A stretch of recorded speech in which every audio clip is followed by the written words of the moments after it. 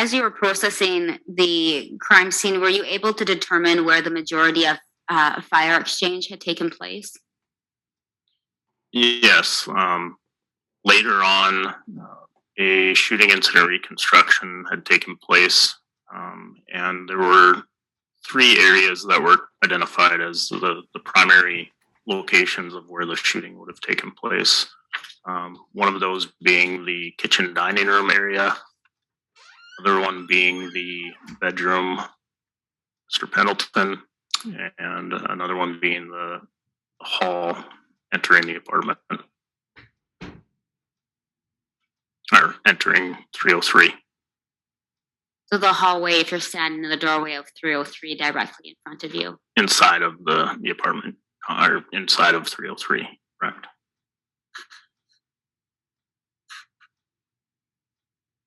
Those areas were processed, was evidence collected? Yes.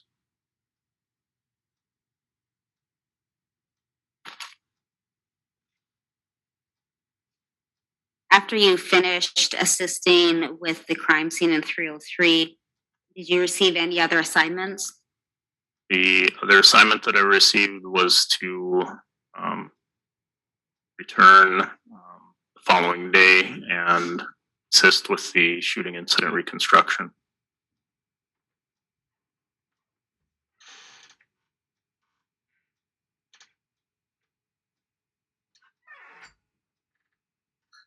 And did you assist another agent in that reconstruction? I did.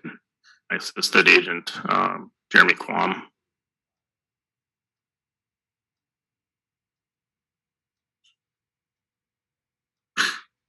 After you completed that reconstruction, did that end your assignments and roles in the investigation?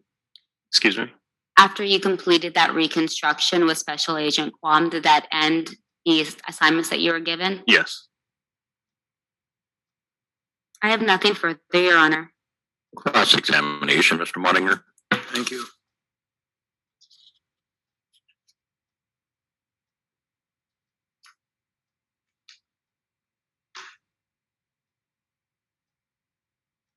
The photographs that we had a chance to look at this morning simply show bullet defects and a projectile that was found, correct?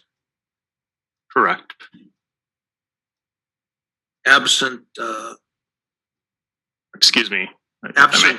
Go ahead, please. I'm sorry. You use the term projectile. I believe that it was noted as a metal fragment on the evidence inventory and receipt form. You assume that that was a part of a bullet? Correct. And that was based on the entry into that apartment and the fact that there was no exit on the wall? Yes.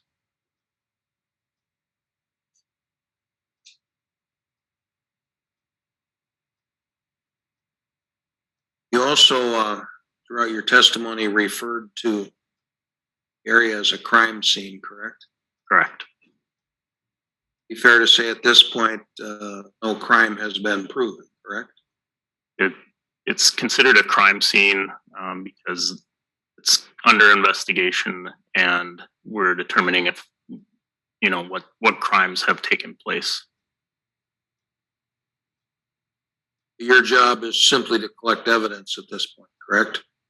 Collect evidence and present that, yes.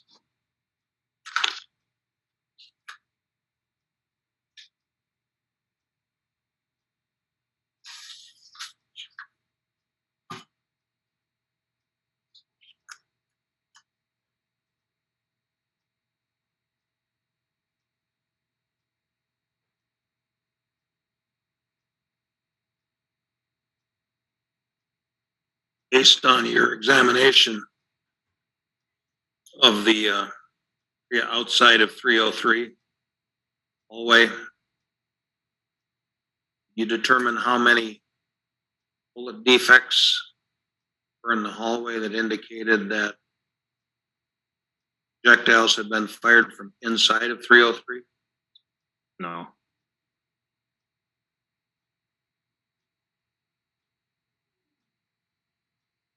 I don't have anything else. Any redirect, Ms. Neufeld? Briefly, Your Honor. You had referenced what was located in apartment 9 of 2605 as a metal fragment, which would be part of a bullet. Why would you be looking for a metal fragment? Typically, if you have a shooting incident, the bullet is going to have a final resting spot, whether it's outside of a residence or inside of a residence, embedded in a material in the structure itself. So that's what we're looking for is a metal, at this point, most likely a metal fragment, because once that bullet passes through different types of material, it's going to fragment apart. It's not going to maintain its original shape and size. You may have multiple fragments from one bullet that are recovered at a scene. So you would expect, based on where the bullet likely came from, where it was likely discharged from, as to where it was found, there to be fragmentation? Yes. Based on it going through intermediate material? Yes. To simplify that, simply because it went through walls or other shingles? Walls, material? I mean, sheetrock, wood material, asphalt, different types of surfaces are going to cause that bullet to deform.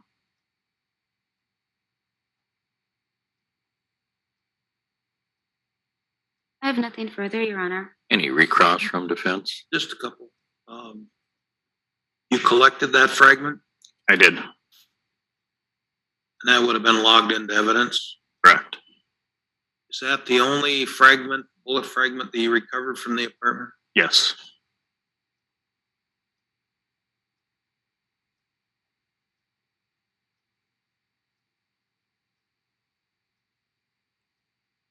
Is it your belief that that's the only fragment that entered into that apartment? Yes. Approximately how big a piece was it? I would say it was approximately a 1/4 inch in diameter.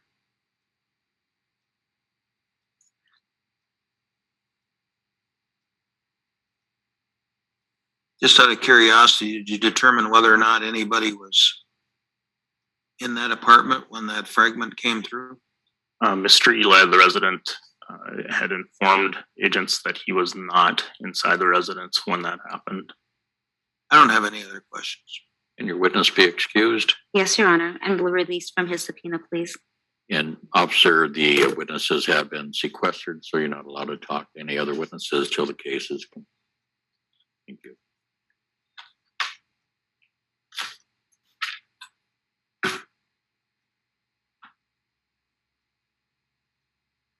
Are these original exhibits for the clerk, or do they already have those? The original exhibits for the court, Your Honor. State may call its next witness. You want me to hand those in? The state would call Agent Carter.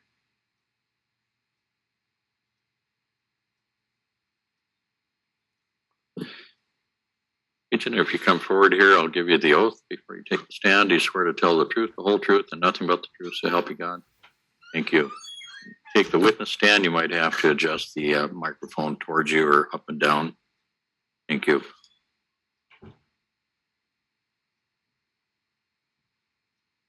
Would you please state your name for the record? Edwin Carter, Where are you employed? the North Dakota Bureau of Criminal Investigation, and I'm assigned to the Grand Forks Narcotics Task Force. In what capacity are you employed with the Bureau of Criminal Investigation? I'm a special agent. How long have you been with ECI? Since 2015. Could you please outline for us what type of training and experience you've undergone to hold your current position? Sure. I've been a narcotics investigator since 2007. In that time, I have approximately 2,000 hours of continuing law enforcement education in topics that range from drug identification and detection, conspiracy drug investigations,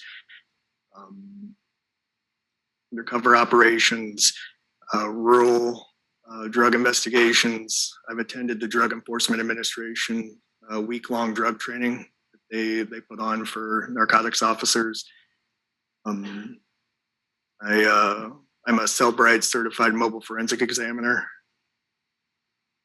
I've been to homicide investigations, death investigation courses and classes, and I've probably assisted in approximately 1,500 drug investigations in my career. Prior to being employed with the Bureau of Criminal Investigations, were you employed in another law enforcement agency? I was one other agency in my career, and it was a sheriff's office in North Carolina.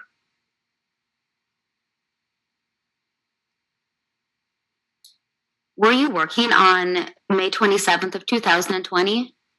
I was. Did you receive a call or assignment from a supervisor that day? I did. What information did you receive? The information that I received was that there had been an officer-involved shooting incident in the city of Grand Forks, that some sheriff's deputies with the Grand Forks Sheriff's Office had went to serve a civil eviction at a residence, and in the process of attempting to serve that civil eviction, there was a shooting that happened inside the residence, and as a result, one deputy was shot. Two people inside the residence that were shot, and then there was another officer with the Grand Forks Police Department that was fatally shot. What did you do when you received that information? So it was actually, I had taken a vacation day that day. And so I came back into town from being called out by my supervisor. And I was asked to apply for a search warrant to assist the agents that were on scene as they continued to gather evidence or information of what had happened and taken place at the residence so that we could process the scene. Did you go to the scene prior to applying for the search warrant? I did briefly. I took our North Dakota Bureau of Criminal Investigation crime processing vehicle. It's a van similar to what you would see as like an ambulance size vehicle, and it contains a lot of implements and containers, bags, things like that that help us process large scenes. And so I took that vehicle to the scene. And then after dropping that vehicle off, I'd return to the office to start applying for the search warrant. When you first arrived at the scene in the crime van, what did you observe? It was a very chaotic scene. There were several agencies posted up, perimeters set up further outside the street to kind of contain what was going on. We had several scenes by the time that I had arrived. Officers had been taken to health facilities to be seen, as well as I had learned that Mr. Pendleton had also been taken to the hospital to be seen. So I had observed that we had several scenes that needed to be processed in separate locations, as well as inside the residence. There were scenes outside and at other locations. And at that time you left and you to be given the assignment of applying for the search warrant? Yes. Did you apply for a search warrant? I did. Was the search warrant obtained? Yes, it was. What did you do after you got the search warrants? After receiving the signed search warrants, I went back to the residence to assist agents in processing the crime scene. And when I arrived at the residence, I read the search warrant out loud, which is just something that I've always done. Some people just feel service of a search warrant. It's just something that happens. You know, you signed, you can leave a copy. I've always made it a habit, whether somebody's there or not, I just read the search warrant out loud, just so that way I can say that the search warrant's been served. What assignment did you receive after you obtained the search warrants? So I was asked to assist Special Agent Scott Kraft in diagramming the crime scene, getting an overall photo image and video image of the scene. Was that just the scene inside of 303, or was it other areas as well? It was other areas. It was outside. It was in the hallways of the apartment complex, and then also the interior of the residence. So starting outside of the apartment complex and working our way into the building, into the hallways, and up to the third floor, the exterior of the building, what were your initial observations?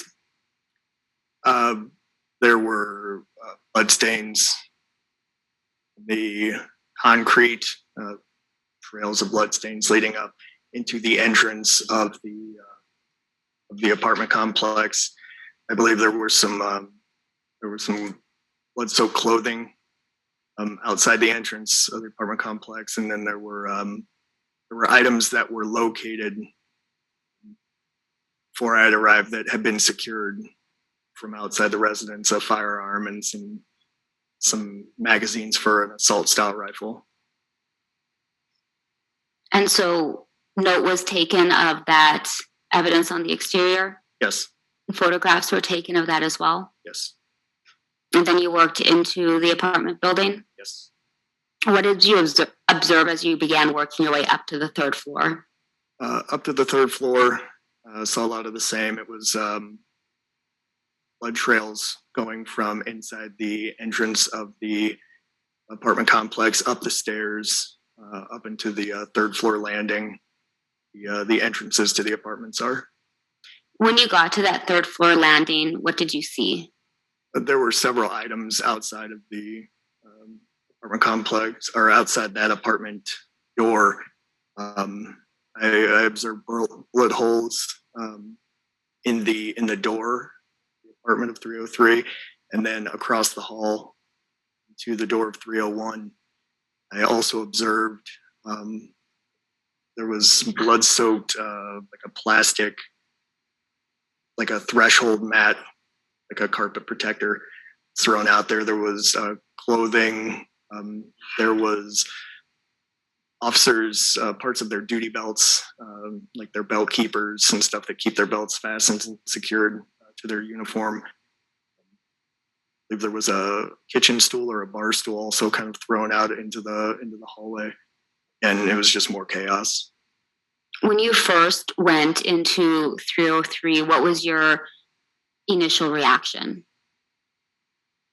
It was overwhelming. Just being a part of processing quite a few scenes in the past. This one was going to take quite a bit of time. There was bullet defects throughout almost every wall in the residence, if not every wall in the residence. There was blood everywhere, broken glass. There were numerous shell casings just strewn all around the room. And when you have something like that, you want to preserve as much as you can, because even during the initial moments of everything that was going on, some of that evidence could have already been disturbed by people moving around and getting people out of the apartment and stuff like that. So just knew that we were going to have to really take our time to process that scene. There was a lot of stuff.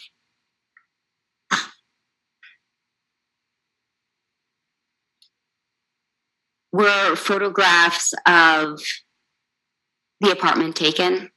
They were.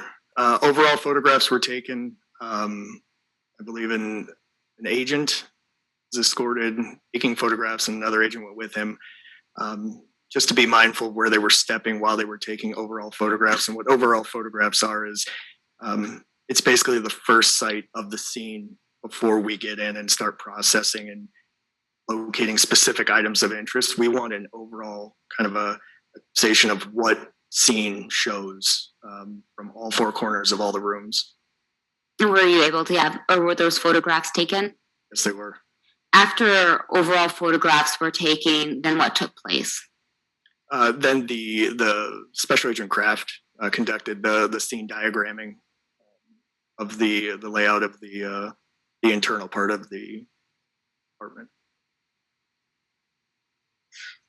Special Agent Kraft has his own equipment in which he does that analysis? He does. He uses one of the pieces of equipment that he uses is like a scanner. which creates a 3D model representation of the scene. It'll rotate 360 up and down. It'll give you an entire view of the room in a digital format that you can then view, whether it's on computer or TV or nature. After Agent Kraft had done his diagramming, what took place? After the diagramming was complete, then agents started to be detailed on how we were going to process the scene, how we were going to start, where we were going to start, and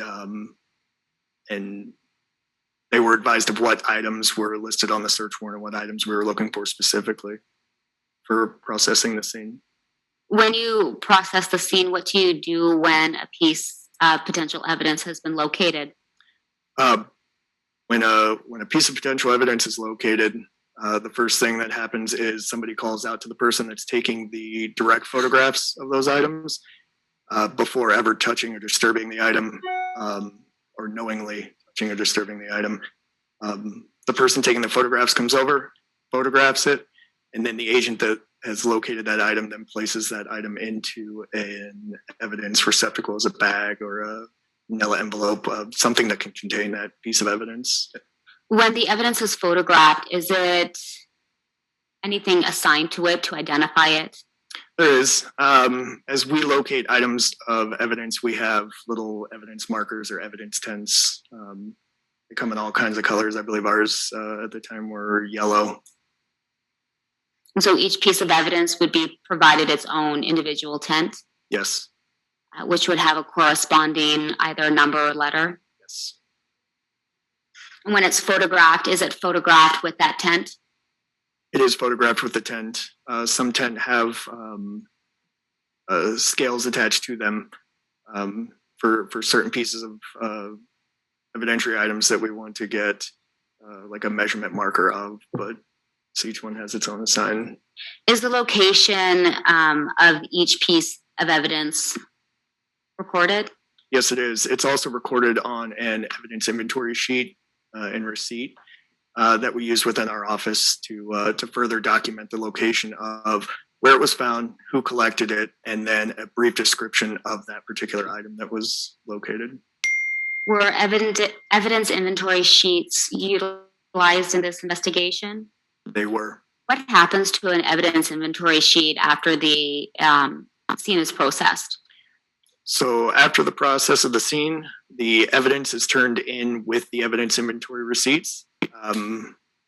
One of my duties in the Grand Forks Narcotics Task Force is as an evidence custodian in the office. And so what happens is those pieces of evidence come into the office. We use the evidence inventory receipt to check to make sure that we have every piece of evidence that's recorded on that evidence inventory sheet. And then those evidence items go into a secured evidence room located in the task force office. And then those evidence receipts are then placed in a secure file. And you had indicated that the evidence inventory sheets, did you take possession of them for this investigation? I did. And were they stored in the file? They were.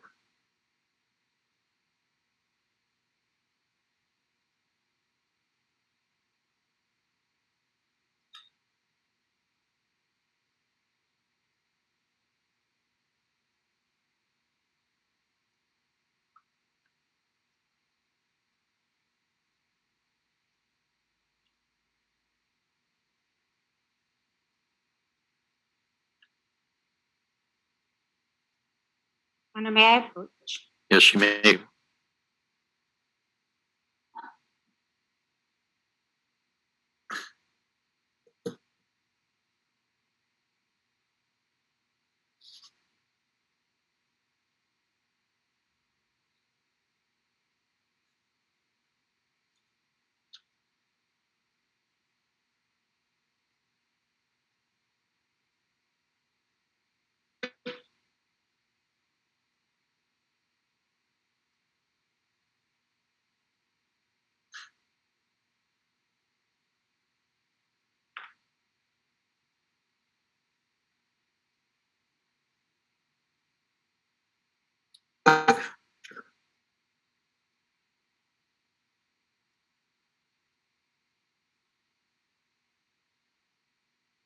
Special Leader Carter, I've handed you what have been marked as State's Exhibits 158 through 163.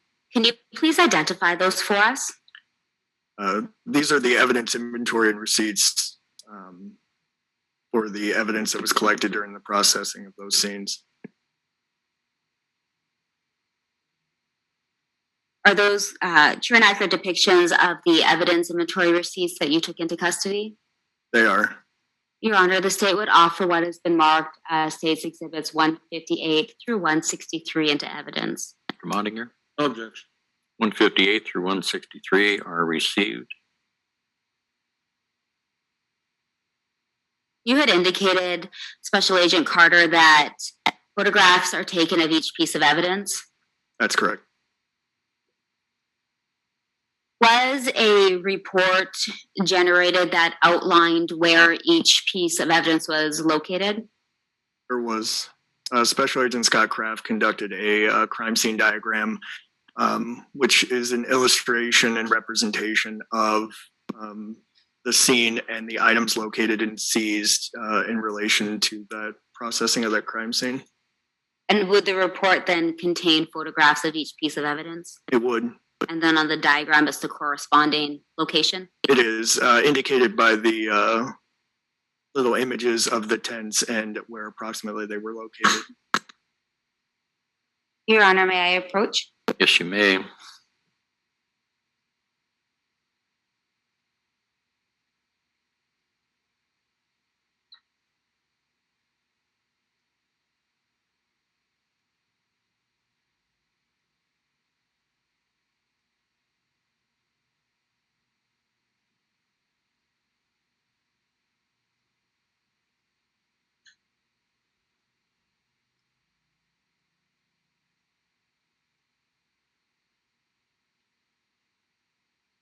Special Agent Carter, I've handed you what have been marked as State's Exhibit 157 and 234. Can you please identify those for us? Yes, this is a binder containing the on the cover sheet. It's the overall scene diagram that was completed by Special Agent Scott Kraft. Illustrates again and represents the layout of the residence, and then where the items that were either seized as evidence or located as pieces of evidence inside the residence. And this just contains individual photos that were used in his crime scene diagram with the individual tent numbers labeled and marked on each sheet. Your Honor, the state would offer what has been marked as State's Exhibit 234 and 157 into evidence. Any objection, Mr. Mottinger? No. You said 157 and 234 are received. Your Honor, there are copies that have been prepared for the jury of the scene diagram. May I have permission to hand them out to them? Any objection? No. Granted.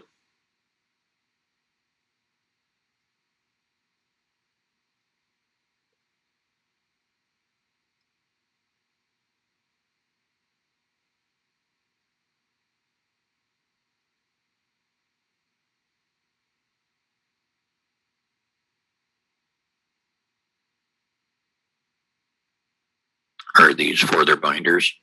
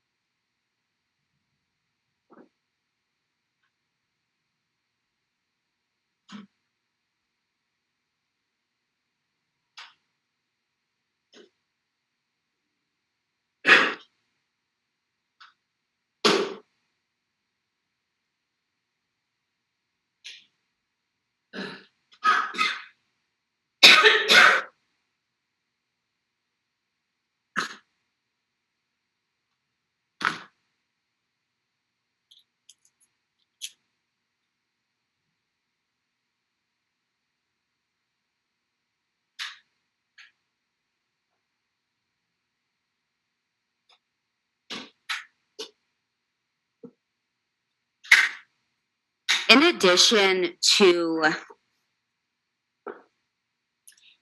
to pictures being taken or photographs being taken of each individual piece of evidence, are there other photographs that are taken while a crime scene is being processed? Yes, there are. What type of photos would those be?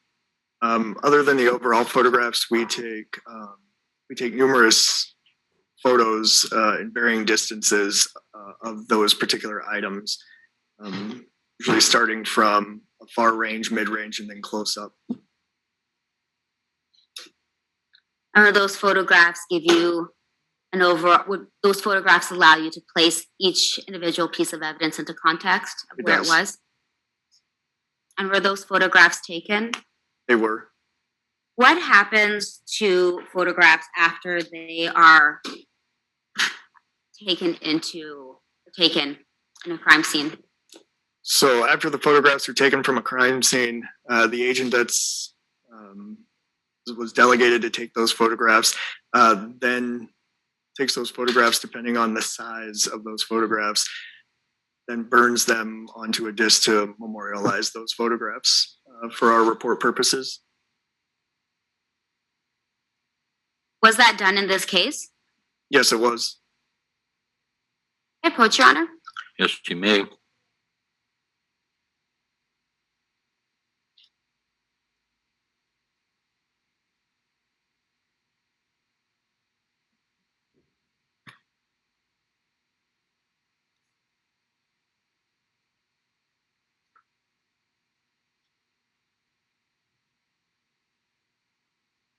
Special Agent Carter, I've handed you what have been marked as State's Exhibit 38 through 139. Can you please identify for us what those are? These are the photographs that were taken of the crime scene processing at the residence on that day. Are they a true and accurate depiction of the crime scene as you saw it? They are. Your Honor, the state would offer what has been marked as State's Exhibit 38 through 139 into evidence. Any objection, Mr. Mottinger? No, sir. Exhibits 38 through 139 are received. Special Agent Carter, was there physical evidence that was received or was taken into evidence that day? There was.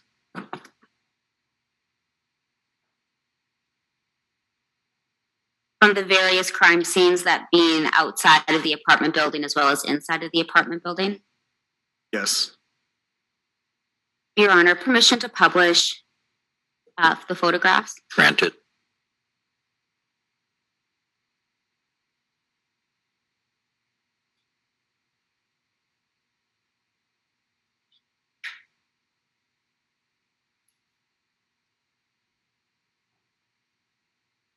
Special Agent Carter, I'm showing you what has been marked as State's Exhibit 38. Can you identify what we're seeing, please?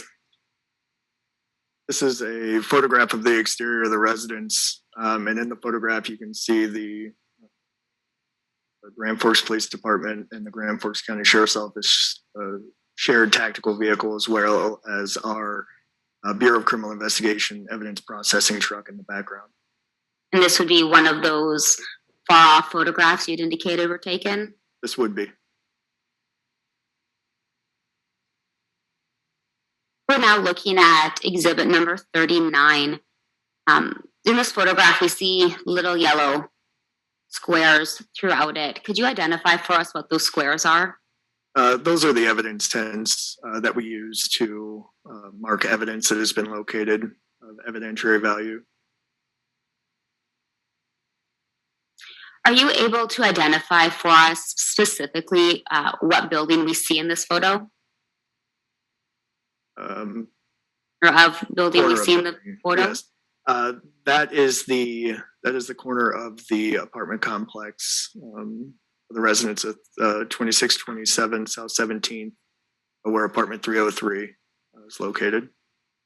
And you had indicated when you arrived on scene, other officers had already located evidence outside of the building. Is that correct? That's correct. What had already been located outside of the building? Again, outside the building, there were, I believe there were parts to officers' patrol uniforms that had been removed while providing them with emergency medical care. There was a small caliber pistol that was located on Mr. Pendleton as he was brought inside. I believe there was also some rifle magazines located as well, just outside the entrance to the apartment complex. And then, yes, the clothing was taken off of Mr. Pendleton. That the pistol and the magazine for the rifle were located in. I'm showing you State's Exhibit number 40. Can you see in this photograph the rifle magazines you're referencing? Yes, in the bottom of the photo, next to the kind of the washed out yellow tent, you can see the rifle magazine, and in the bottom of the rifle magazine, there's a bullet defect. Spring for the rifle magazine is exposed through the bottom of that magazine. Was more than one rifle magazine located in the outside area? Yes, I believe there were 2 rifle magazines located outside. And you had indicated that pistol had been located on the defendant? Yes, I believe it was located by Deputy Blake Buckmeyer in his right front pocket of the pants that you see, with the second yellow tent in the mid frame of the photo. Were those magazines taken into evidence? They were. And were they processed by you into evidence? Yes, they were. Permission to move to the evidence table, Your Honor. Permission granted.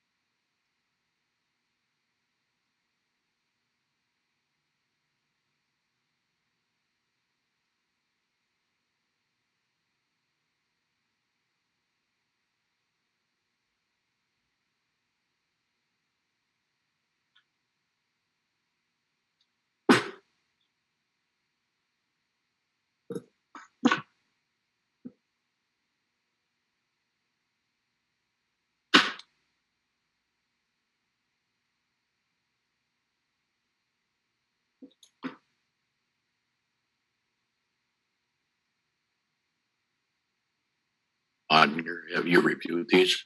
I have.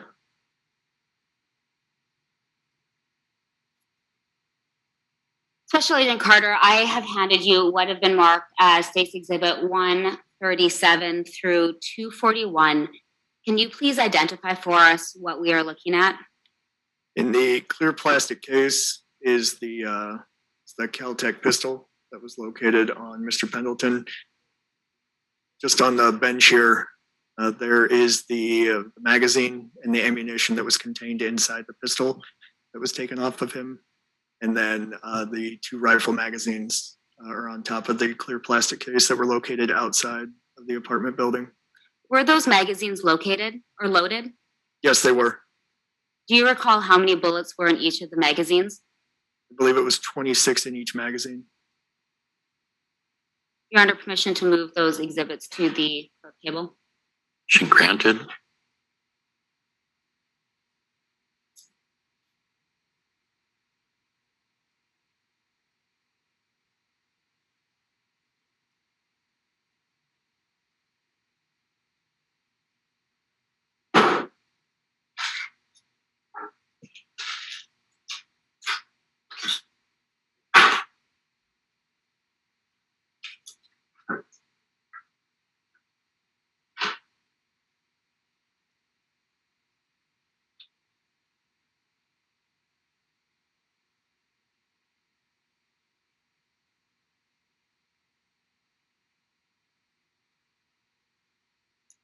Was the pistol loaded when it was taken into custody? Yes, it was. And the bullets and the magazine that you had indicated in States Exhibit 140 and 141, do they belong to the pistol? They do.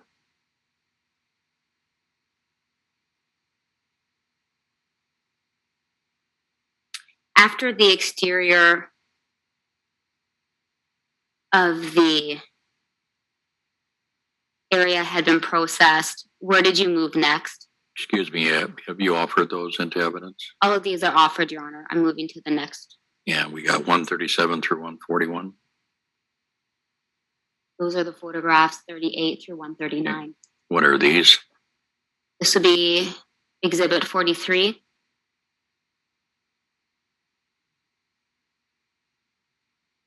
More than one there, so what's your numbers? Before 43 was Exhibit number 42.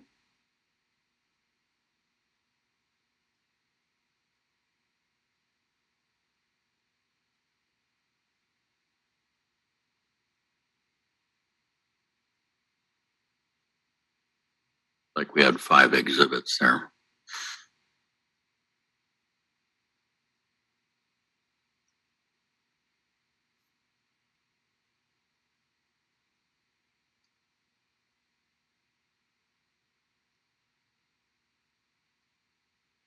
Honor, I'm a little, apologize, confused by line of questioning. Are you referencing what exhibit What do you have on was the on the table? screen? What do Or you on the have on the table? table there, first of all? On the table is Exhibit 137 through 141. And have you offered those into evidence? Yes, Your Honor, those would be the handgun and zines. And Mr. Mottinger, did you have any objection? Perhaps it would be helpful to have the witness individually identify each of those exhibits.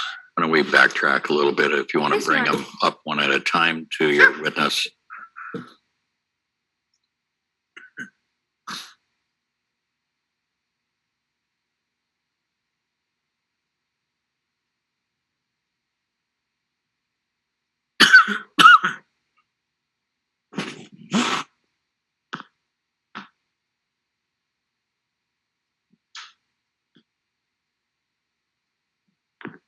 You'd start with 137 It would be 237, Your Honor. or 237.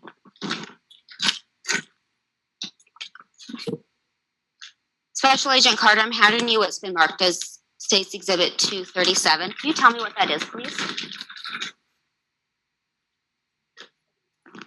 237. 237.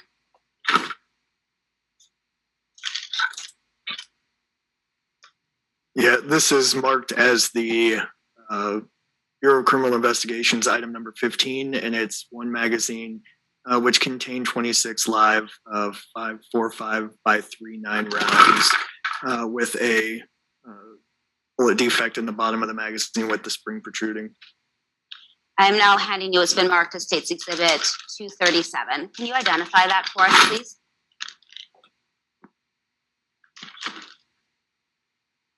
Yes, this is the Bureau of Criminal Investigations item number 19A. It's, another rifle magazine containing 26 live 5.45 by 3.9 rounds. That's it. Was the exhibit number on that, Judge? Could this one be 238 or 238. 238, Ms. Neufeld? I apologize, Your Honor, 238. So 237 and 238.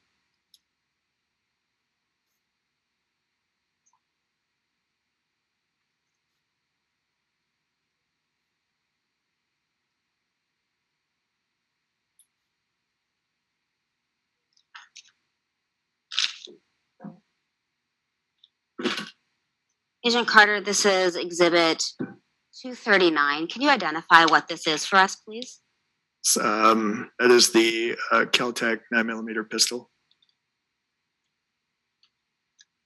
And Exhibit 240? Marked as the BCI evidence item number 3. It's 10 9mm rounds removed from the the magazine of this pistol. And Exhibit 241? ECI evidence items number 2. This is the magazine that contained these rounds inside that pistol. So Exhibits 140 and 141 were inside of the pistol marked, 240 240. and 241 were inside of Exhibit 239. That's correct. Your Honor, have these been already accepted into evidence? Not yet. Any objection now? No. 237 through 241 are received. And you may want to take your other one there too, Ms. Stapel.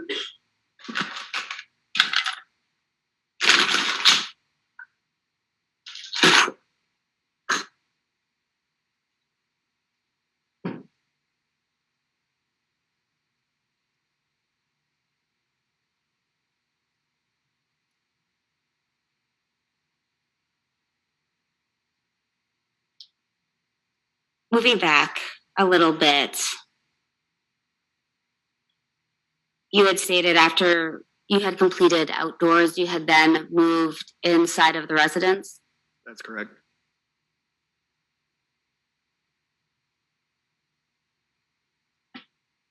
I'm showing you what's been marked as State's Exhibit 45. Can you identify for us what we're looking at in this photograph?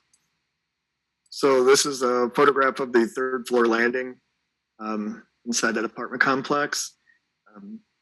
And in the hallway, you can see the yellow evidence tents, the hallway, just again, marking pieces of evidence. The kitchen bar stool is in the right corner. There's a small little welcome mat that had blood stains on it. Appears to be some rifling rounds or shell casings on the floor.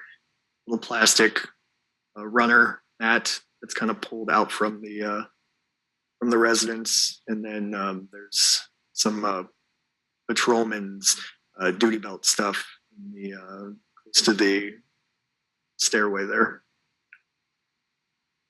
Would this hallway then separate apartment 303 from 301?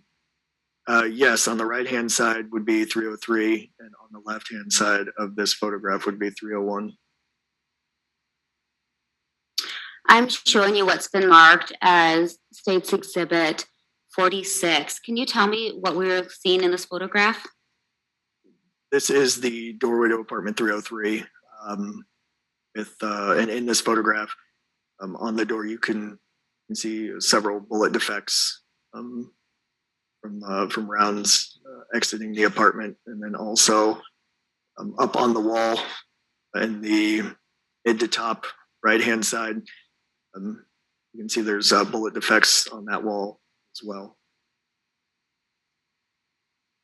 Was the door to apartment 303 taken into evidence?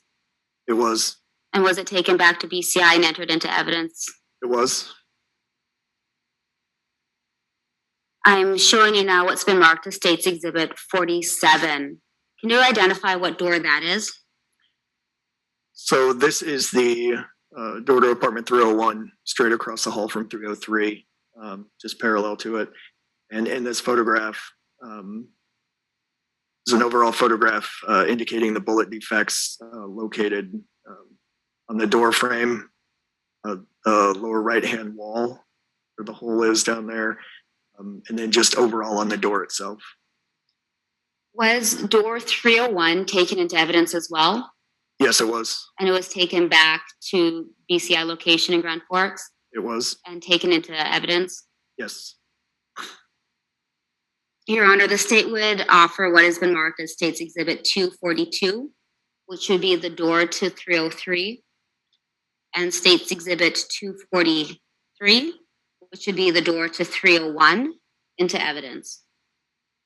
Any objection from the defense? No, Your Honor.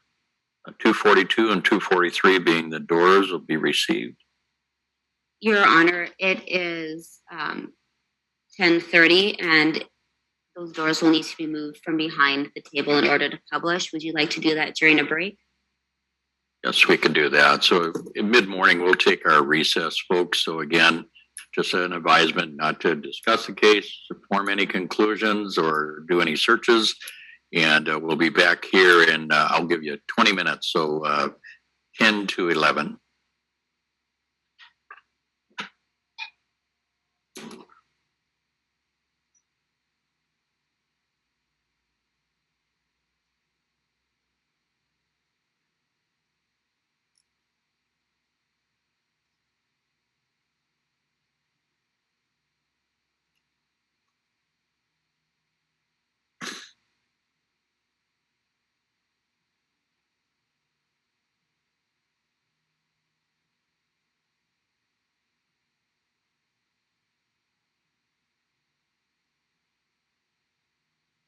Please be seated.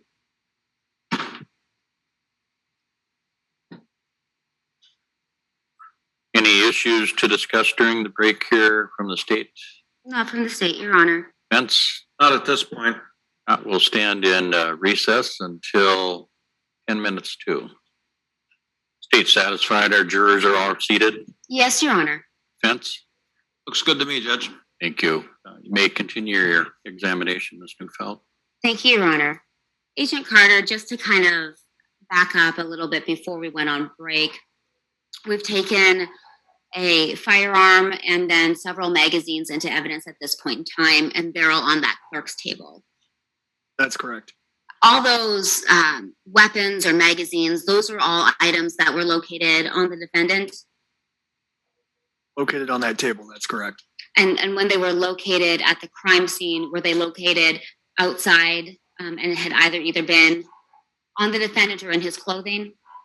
Yes, the exterior of the apartment building, and contained either next to him when he was taken into custody and secured outside, or in his clothing pockets. Now, moving back to the interior of the building, we had just talked about apartment door 303 and 301. If we look at what's been marked as State's Exhibit 242, can you point it out where that is to the jury? Would it be on the right-hand side or the left door? So you said 242? 242, which would be door 303. So 303 will be on the left side.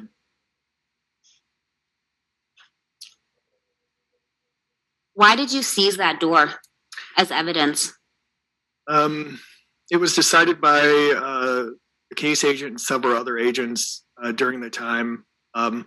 Photographs are usually or can speak volumes, but in this regard, it was decided that just to kind of encapsulate the defects on the door and just kind of to give an overview other than photographs of how the doors looked on that day.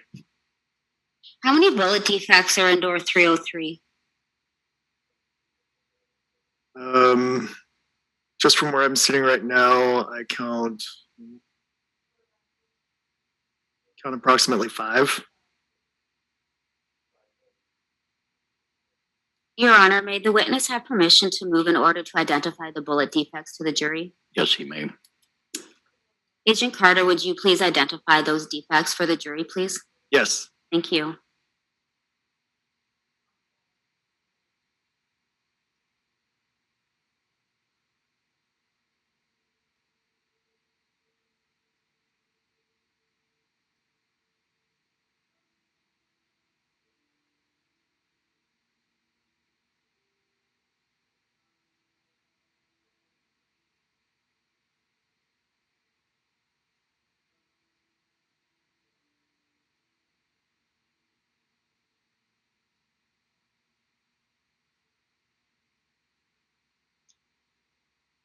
Agent Carter,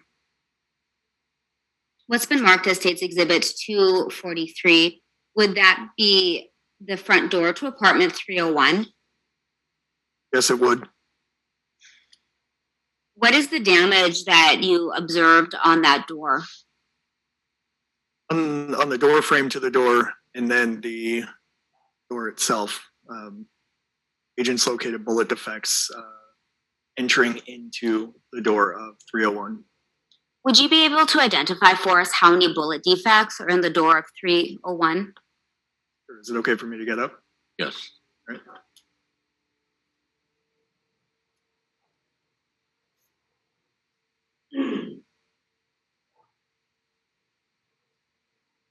There are 4 defects in door 301.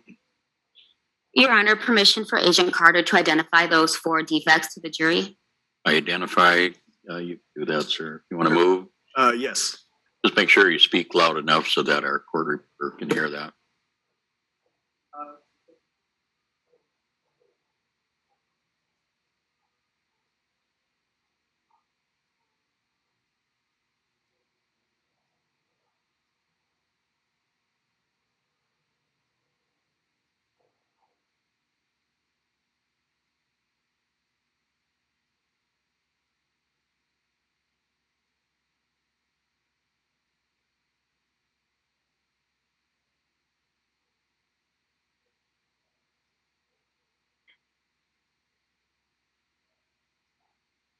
When you observed the bullet defects to door 301, were you alarmed by the damage that you saw?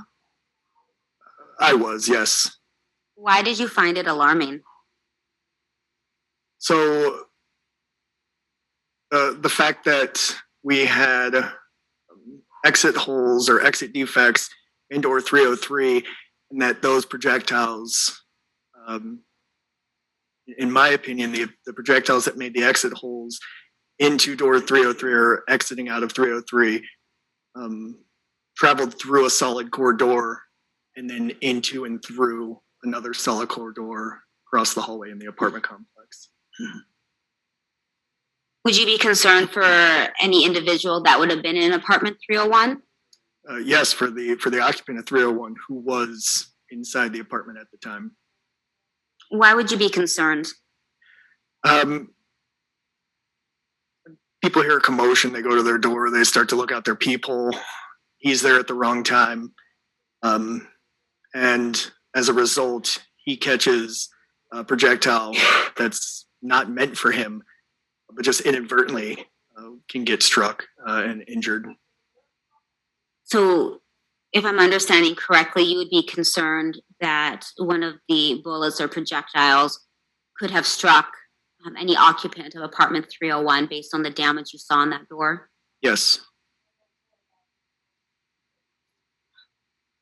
From standing in the hallway outside of 303 and 301, did you then begin to process inside of the door of 303? We did.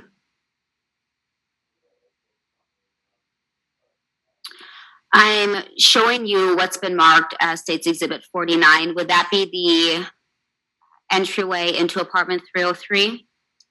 This is the threshold into apartment 303.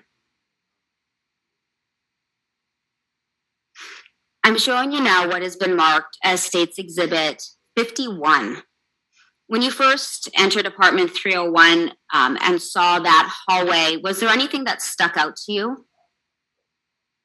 The blood stains on the floor, the numerous defects in the walls, and the 2x4 blood on it laying out in the hallway. Why did it stick out to you to see that 2x4? During my processing of the scene, it didn't appear any construction or home projects were being done in the residence. And during service of several search warrants in the past, we have observed people try to make improvised barricades using items such as 2x4s to attempt to block or delay our entrance into residences or specific rooms. Was there anything specific about the 2x4 that you noticed that gave you pause? I would say that the dimension of the lumber, the length of the 2x4. There was another one found further into Mr. Pendleton's room that, when put together, braced against the door. Then I believe there was a marking on the 2x4 stated this side up.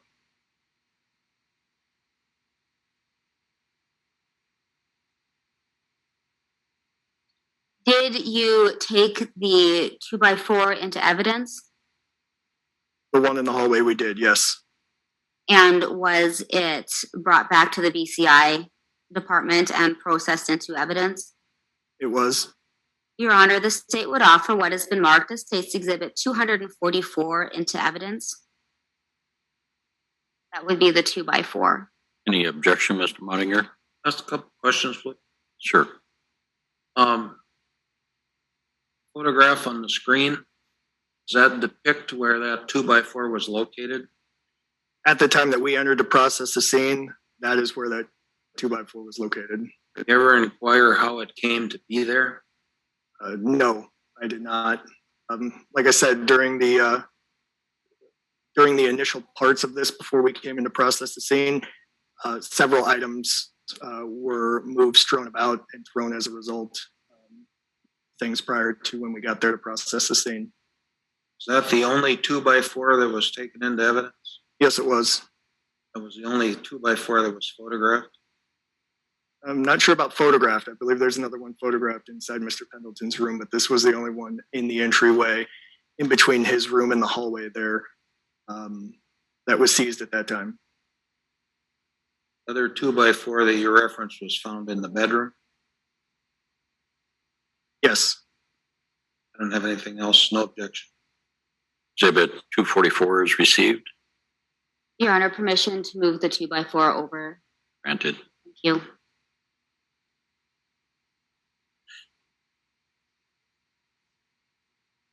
You talked about when you entered, you first saw Why don't you just blood. give us a second here? So, Yes, Your Honor.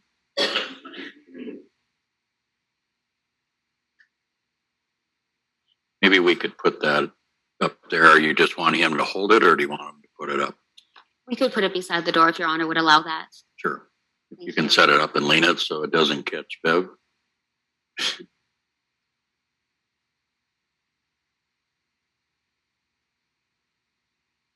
You may continue. Agent Carter, you spoke about blood and blood spatter you observed when you walked in. Where did you observe that blood splatter? Everywhere throughout the residence.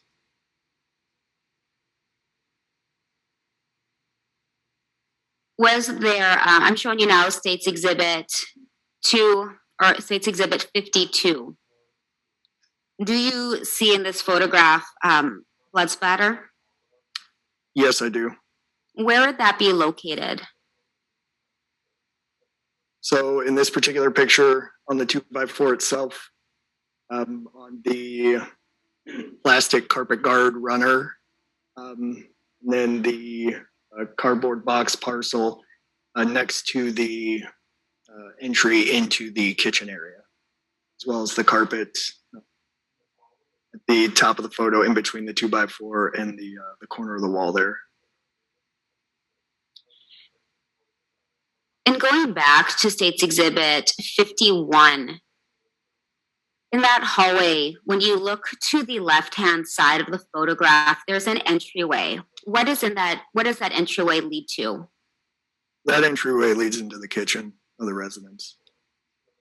And then on the other side of that entryway, there appears to be a short wall. Where would that wall be located? On which side? On the left-hand side of the photo? I'm sorry, yes, on the left-hand side of the photo after the kitchen doorway. So that short wall on the left-hand side, just after the doorway into the kitchen, is a small retaining wall connected to the kitchen. There is a counter there. I believe the sink was located on that wall, on that counter. Do you recall about the length of that retaining wall? approximately 2.5 to 3 feet.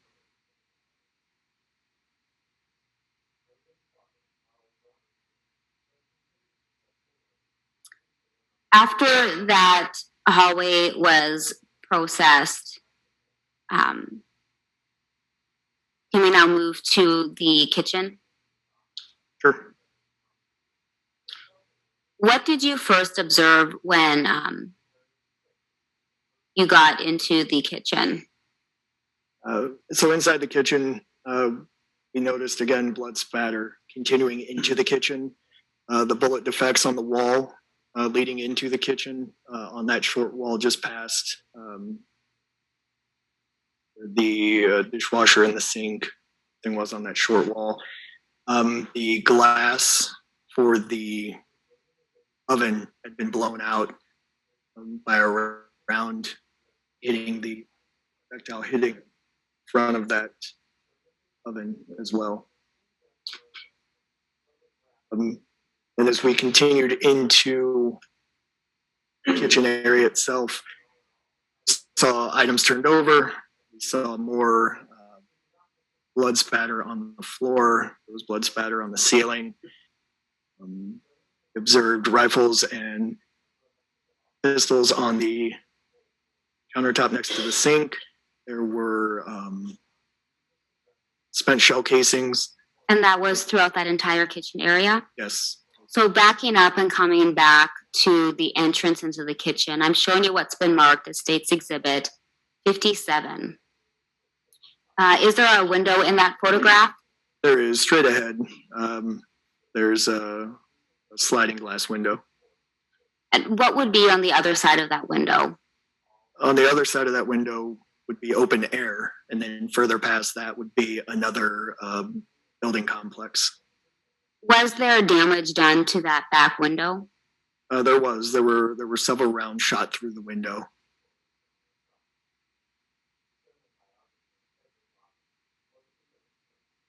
Moving into the kitchen, you had indicated there was broken glass, shell casings. Were all those shell casings marked? With evidence temp markers, yes, they were.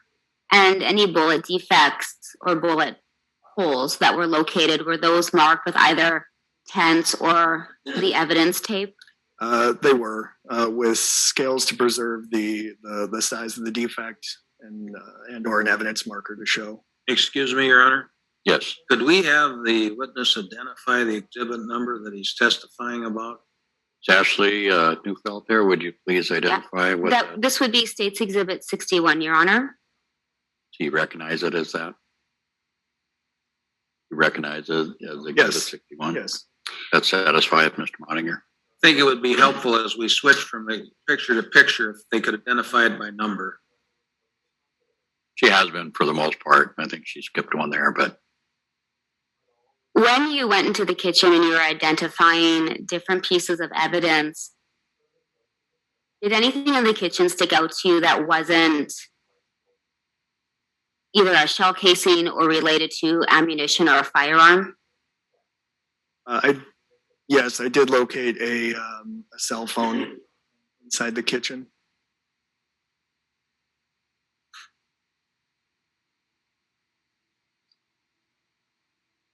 Do you recall if specifically what type of cell phone you located in the kitchen? It was a black and color ZTE cell phone.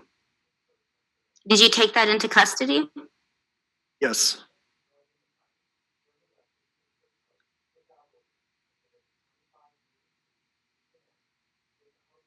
As you moved into the kitchen, there was damage you had indicated to appliances as well as to the countertops. Was there damage to any movable furniture or anything in that regard? Yes, there was. There were bullet defects located on bar stools in the kitchen dining room area, and then there was also a solid wood top table that had several projectile rounds and bullet defects in the face and on the standing pedestal of the table. I'm now showing you what's been marked as State's Exhibit 66. Is that a photograph of the table you're referencing? It is. You had indicated earlier in speaking with Mr. Modinger that objects aren't necessarily in the place they initially were when you arrive on scene. Why would that be? So again, in the chaos of what's happening, some stuff gets shuffled about. Officers find themselves trying to find shelter for themselves or cover. So sometimes we find that furniture becomes overturned, whether in a scuffle or in an order to aid themselves being injured or shot. When you're in the course of an investigation, do you speak to the individuals that were present at the time the crime occurred? Yes, we do. Were you then able to determine whether or not that table had been someplace else prior to arriving to the scene? Yes, we were. Where had that table initially been placed? So that table had been placed upright in that kitchen dining. It's a kitchen / dining room area, but it had been placed upright inside that area prior to officers arriving at the apartment to assist the sheriff's deputies. When you say upright, what do you mean by upright? Upright in its natural form, sitting down on the pedestal as the table is normally found. In the course of your investigation and speaking with different individuals present during the officer-involved shooting, was that table ever moved from its original upright position into a different position? It was by Officer Cody Holty. It was turned over on its side to aid in giving cover for himself and another officer on scene. Where was that table positioned in the kitchen? So in the narrow part of the kitchen, walking through the doorway, it was positioned in between, next to like where the fridge is and the end of that countertop where you walk into the dining room area. It was placed in kind of right in the middle of there to offer the cover. After the second volley of gunfire took place and additional officers arrived on scene to provide help to Deputy McLean, or Sergeant McLean, Deputy Nord, Corporal Trock, and Officer Holty, was that table subsequently moved again? It was pushed out of the way from where it was turned over in order to aid to those officers and to Officer Holty. So when the second volley of gunfire took place, that table, if I'm understanding correctly, was in between the open space between the ends of the cupboards? Approximately, that's correct, yes. Was there damage done to that table? Extensive damage done to the table, yes. What damage did you observe to the table? Numerous projectile rounds and defects in the face of the table where it would have been facing the entrance to the kitchen, and then also through the table and into the pedestal or the legs of the table. Are you aware when officers were taking cover behind that table whether the legs of the pedestal would have been beside the officers or if the table would have been positioned the other way with the legs away from the officers? From the interviews that we conducted, I believe the face of the table was pointing towards into the kitchen from the dining room area. So they were then hiding behind Yes. the table. Did you take, or was the table taken in as evidence? Yes, it was. Was it processed into evidence through an inventory sheet? Yes. Your Honor, the state would offer what's been marked as State's Exhibit 254 and 256. 245, and 246. 245 being the table itself, 246 being the pedestal of the table. Mr. Modinger? objection. Received.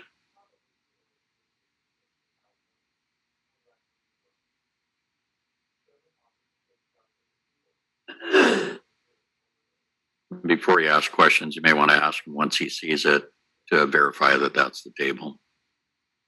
I think that's what Mr. Mottinger was contemplating there. Yes, Your Honor.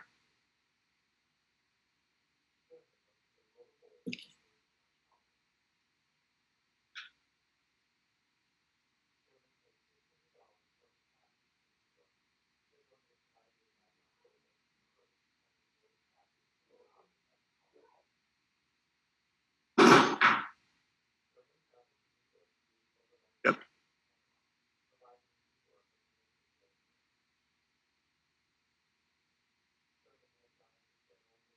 Special Agent Carter, do you recognize State's Exhibit 45 or 245 and 246?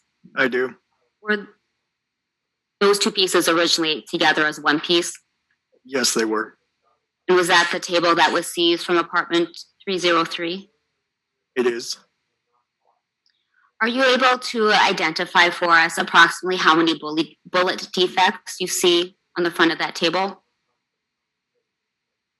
14 bullet defects on the face of that table.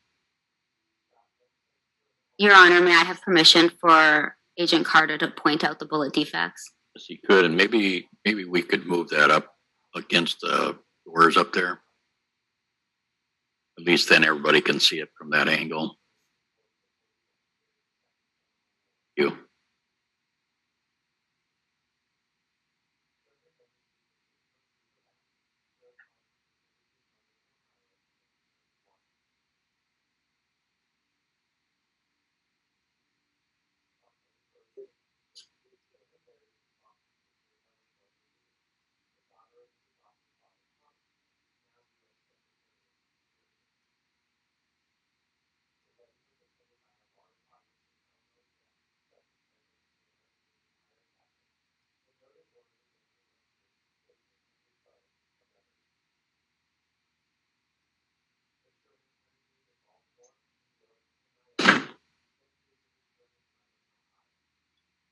Special Agent Carter, was there also damage to the pedestal of the table?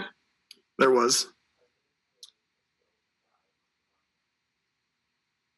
And what was the damage located on the pedestal? So bullet defects protruding from the face of the table into and through the pedestal. So when it was together as one piece, there were defects that originated in the top of the table and then continued through the pedestal leg? That's correct.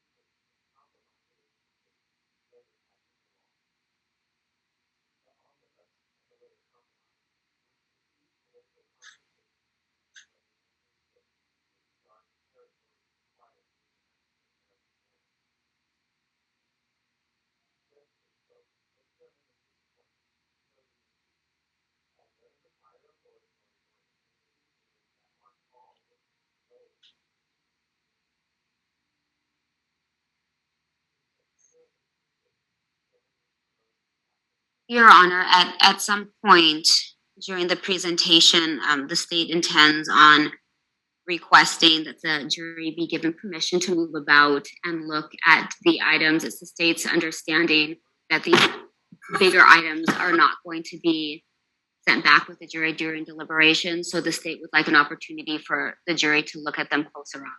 I think that we might be able to set them up because we could put them into that second office that I've opened up for the jurors, where our staff attorney was in. We might be able to set them up along the walls so that they're able to see them in there.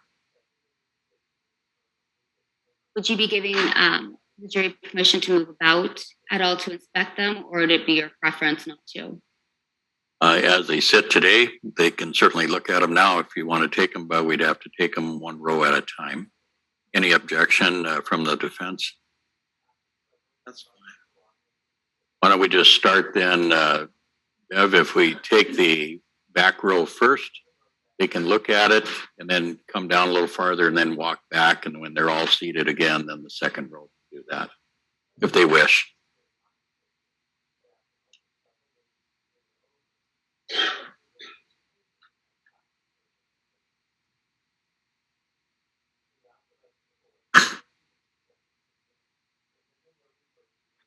And is that pedestal down here somewhere? Why don't we set that up on top if we have room for it?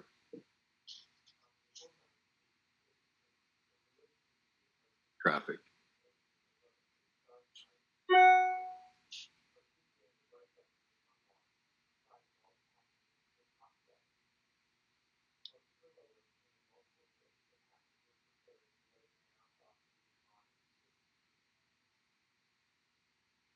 And after you're done viewing, if you just want to step down, so that'll allow the other ones to come in, and then we'll just reverse and go back the other way.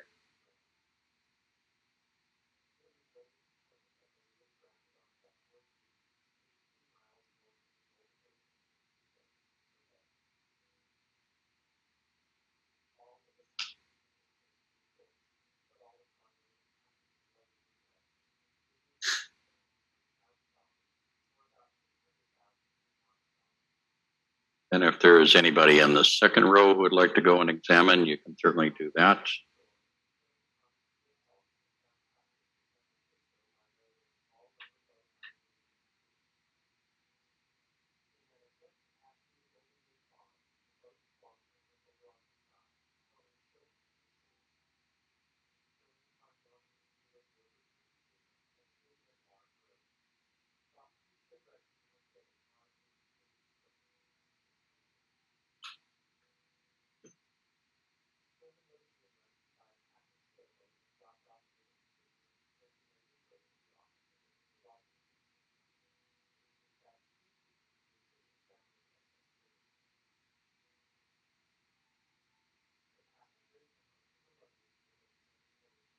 And if anybody in the front row wants to go up and take a closer look, they can do that.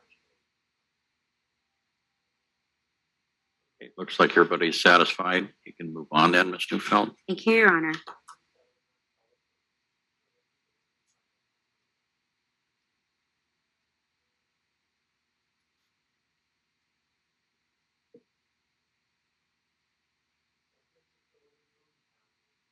Special Agent Carter, I'm showing you now what's been marked as State's Exhibit number 70.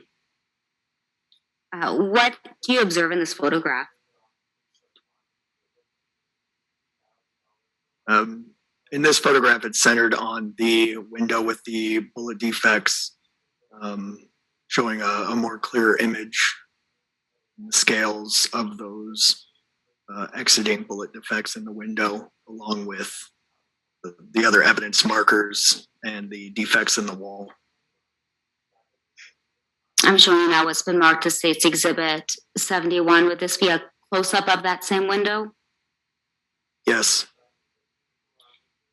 Agent Carter, do you recall approximately how many bullet defects were located either in the window or close to the window?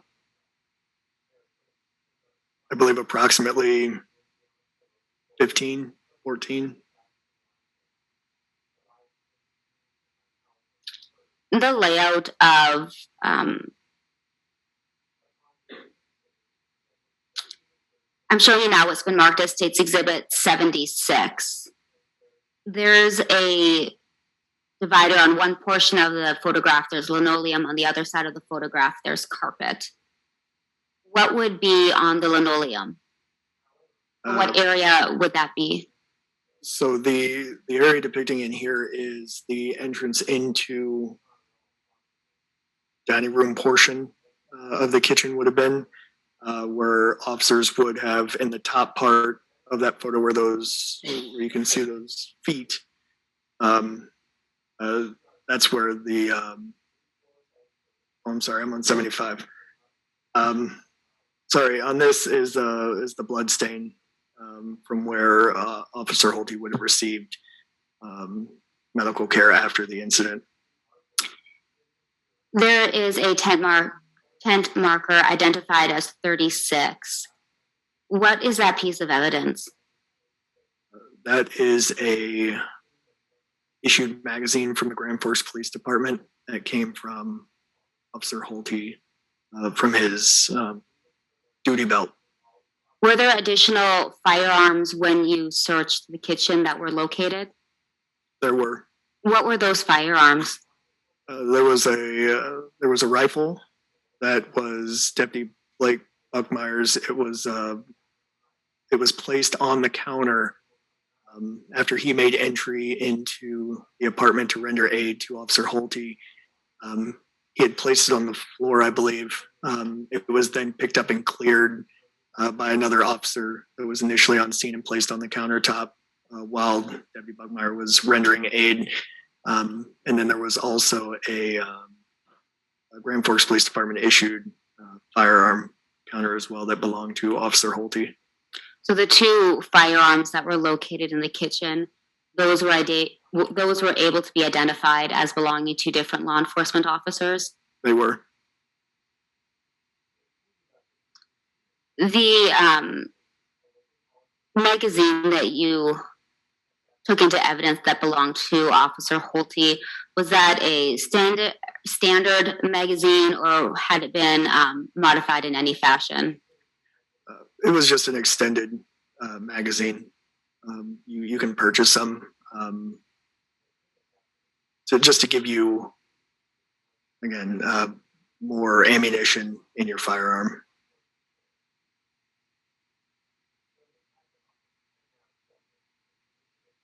I'm now showing you what's been marked as State's Exhibit 79. On the upper portion of the photograph, we're now seeing carpet. What area of the home would that carpet be?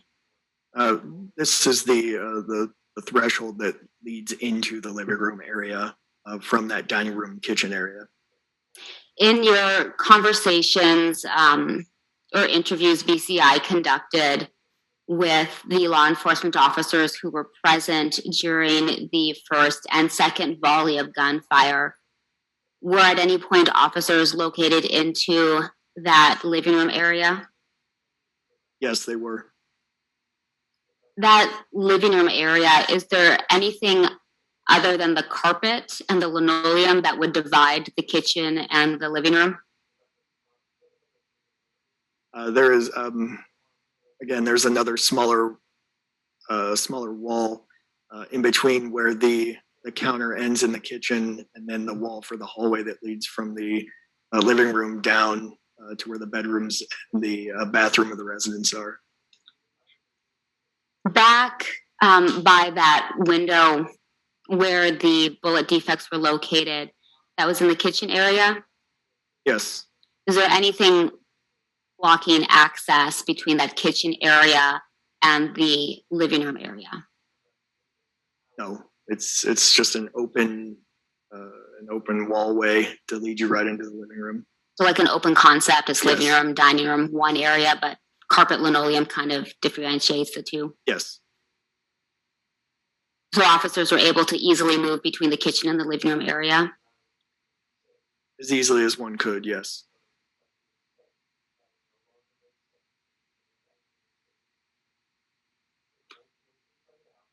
I'm now showing you what's been marked as State's Exhibit number 80. In the upper left-hand corner, we see a little bit of a wall, and then there's some wood. What would that wood area be? The wood just to the right of the wall. Yes. So that would be the end of the cabinetry in the kitchen. Was there anything at the end of that cabinetry that stuck out to you? Damage-wise? Just bullet defects, directional from the entrance into the kitchen, from the doorway of the kitchen down into that exterior wall.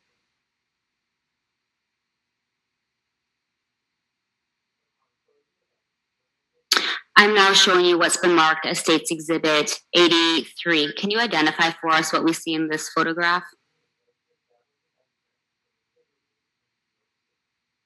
So this is a photograph of the exterior wall living room, and there's blood stains on the floor. There's a pool table centered inset into that living room area, and then again there's shell casings on the floor marked by the tents on the floor, and then bullet defects right on the wall just below the air conditioning unit. On the pool table, there appears to be a firearm. Were you able to determine what firearm that was? We were. It was Officer Corporal Pat Torok's issued rifle from the Grand Forks Police Department. So that weapon was also identified as belonging to law enforcement? Yes, it was.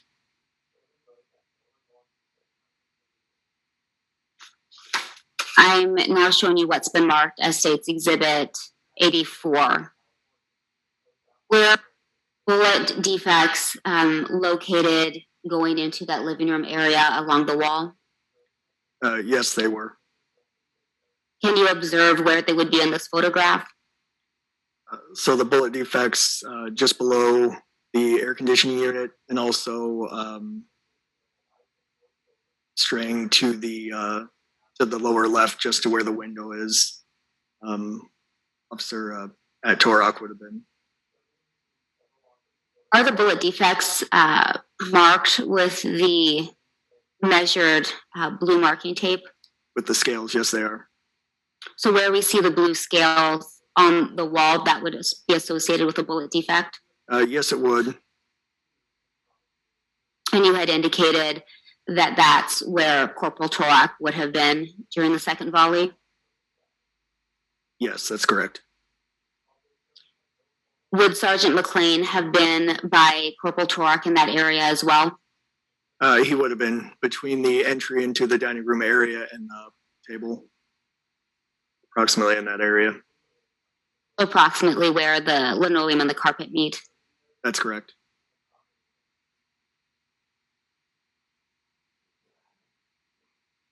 I'm now showing you what's been marked as State's Exhibit 87. We had already spoken about Officer Torok's firearm being located on the pool table, but as we go further into the living room, was there additional evidence that was observed in the living room reading area of the defendant's living room? There was. What is it that you observed as you worked deeper into the living room? So going into the living room, there was a chair set up with it's a reading table or a little tray. I don't know how to explain it, but there was a law dictionary open on there, and then just beside the table, I observed drugs and drug paraphernalia. I'm showing you now what's been marked as State's Exhibit 84 or 88. Where in this photograph did you observe the drug paraphernalia? So on this Monopoly box, or beside the Monopoly box, located by tent number 84, the Crown Royal bag. Did you proceed to empty out the Crown Royal bag? We did, yes. What was located inside of the Crown Royal bag? Inside the Crown Royal bag there were several baggies containing marijuana. Through my training and experience, appeared to be packaged and repackaged. Why is being packaged and repackaged important to you? It's indicative to me, again, in my training and experience, of somebody that's selling and distributing, to have numerous baggies containing the same item, just again in smaller quantities, larger quantities, and that with a digital scale that was also located in the Crown Royal bag, which was covered in marijuana residue, which showed extensive use. That led me to believe that distribution or sale was going on inside the residence or from the residence.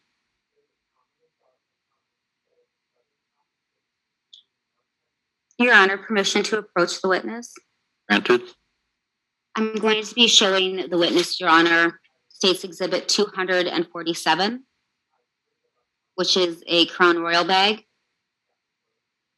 248 through 252, which would be different packages of marijuana, and 253, which is a digital scale. Granted.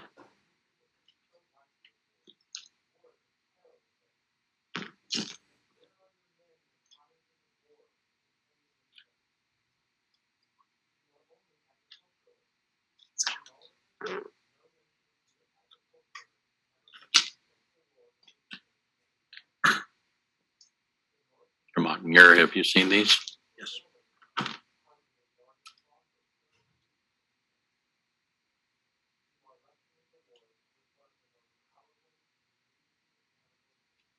Officer Carter, I've handed you what has been marked as State's Exhibit 247 all the way through to 253. Are those the items located inside of the Crown Royal bag? The Crown Royal bag and the items that were located inside the Crown Royal bag, yes. And those are the items that were seized on May 27th and taken into evidence? That's correct. Your Honor, the state would offer what has been marked as State's Exhibit 247 through 253 into evidence. Mr. Montanier, any questions? No. 247, the bag, 248 to 252, the packages, and 253, the scale are received. Permission to publish, Your Honor. Granted. Agent Carter, could you please show the jury Exhibit 247, which would be the Crown Royal bag? And was that the bag that contained the marijuana and the scale? It was. Approximately how many bags, you can put it down, please. Approximately how many bags of marijuana were located? Approximately 3 bags containing marijuana and then 1 glass vial container. Small amount of. Would you be able to show the jury each of the bags of marijuana, please? Sure. And there were 2 bags also in there that just contained marijuana residue. So there were, which showed to me that there was marijuana inside the bags and they were transferred from those bags to other bags or used. But this is one of the bags containing the marijuana that was found in the Crown Royal bag. Here's another snack size bag, plastic baggie containing of the marijuana that was located inside the Crown Royal bag. This is a smaller gram baggie. Through my training experience, is something that we see commonly with sale and distribution, smaller amounts, cornered up and bagged and sold as such. And then this is the small glass vial containing the remnants or the of marijuana that was located inside here. Agent Carter, was all of the marijuana packaged the same? Typically, yes, in plastic baggies. Was it all the same amount of marijuana? No. Was that something that stuck out to you? Yes. Why would that be? So for personal use, when I commonly run across people that are just users of marijuana, they will keep their marijuana in stash or one bag, one spot. There's no need to have them in several distinct individual bags. Even if they receive them as such, most times those go into bigger bags, collected all in the same. And you had indicated that one of the packages was then tied up in a dime style? A gram style baggie. Gram style? Yeah. There'd be a $10 worth, $5 worth, depending on the amount, strain, type of marijuana. Typically something we see for individual sale. At this point in time, based on what you observed inside the Crown Royal bag, did you have any suspicions regarding marijuana and that residence? I believe that use of marijuana was going on in the residence, and that also I believe that there was possibly sale and distribution of marijuana in the residence. You had also indicated that in the reading area, you observed agents observed a Black's Law dictionary. That's correct. We're still on State's Exhibit 88. Do you observe that dictionary in this photograph? I am towards the top right corner. Are you referencing this area here?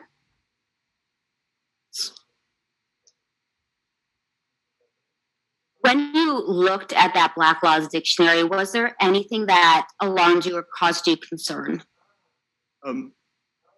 When I observed the law dictionary, I observed several tab pages, and then on closer inspection, we observed that the book had been opened to 2 specific pages.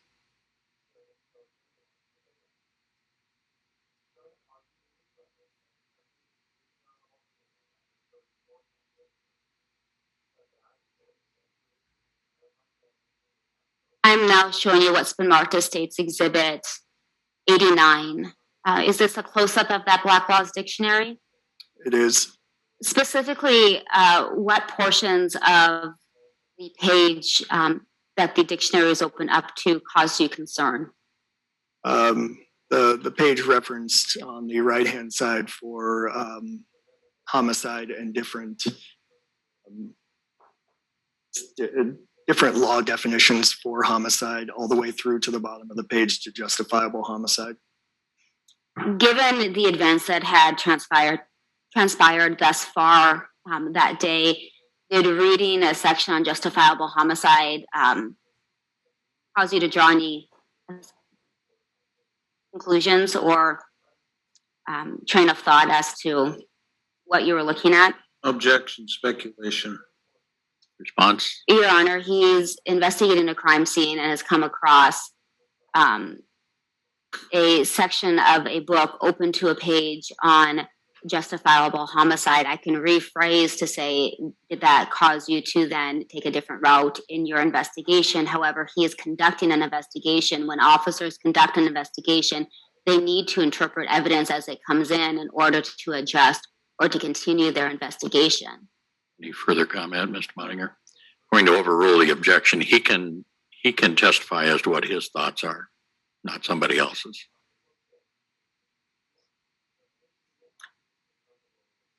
When you read the bottom right-hand page of justifiable homicide, what did you begin to think, or what were your thoughts? It was my belief on the observation of the pages open to this book that somebody was researching their options on what they could do and what the law would have been for different types of homicide, as almost as if they were preparing or trying to ready themselves.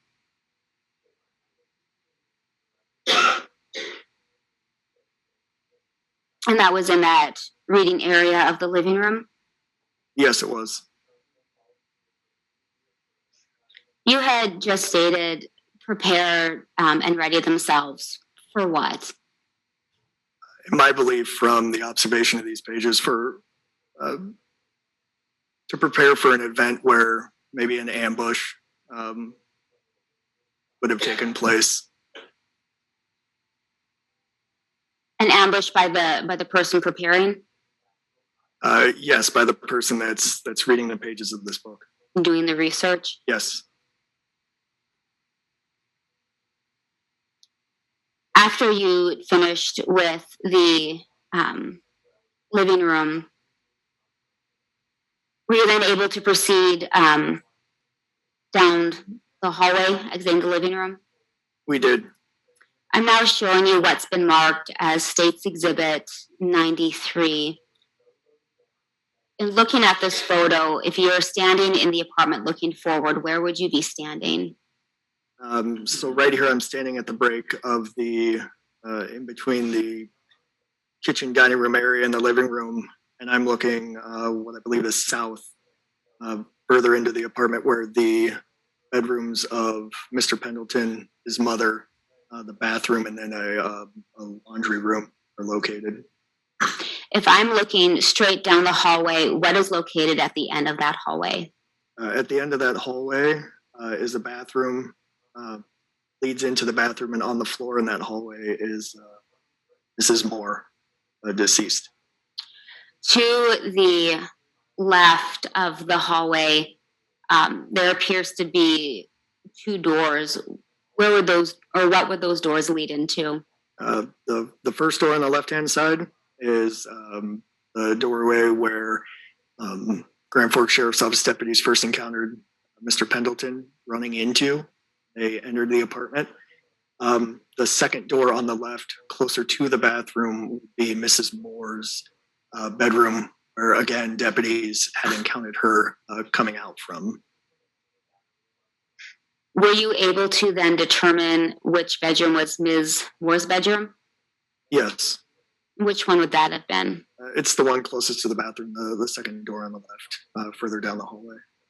And that door and bedroom where the sheriff's office had initially encountered the defendant, were you able to identify whose room that belonged to? Yes, it was Mr. Pendleton's.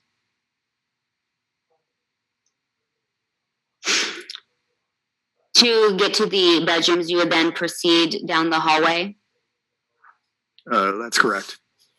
I'm showing you now what's been marked as State's Exhibit 96. We see the entrance to two bedrooms in this photograph, and one contains a weapon. Which of the bedrooms contains that weapon? That would be Mr. Pendleton's bedroom. Are you aware where the defendant was finally taken into custody after he was injured? Believe it was within this area of the hallway, right next to where this bifold door is. This entryway into the apartment leading into his room.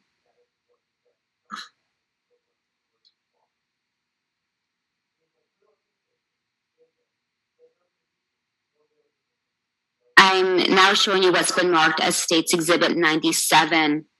What is that the entrance to? Mr. Pendleton's bedroom. What is it that officers observed when they first walk into that bedroom? The first thing you'll observe is an AK-74 assault-style rifle containing a magazine loaded into it. And it also contained blood rifle and the sling for the rifle. Was there a magazine in the rifle? Yes, there was.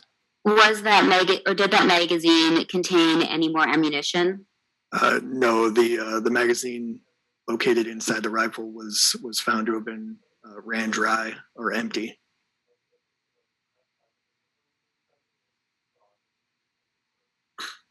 Was that AK-74 seized and taken as evidence? Yes, it was.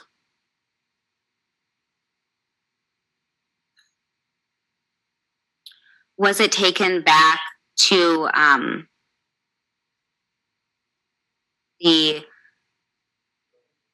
BCI agency and taken into evidence? It was.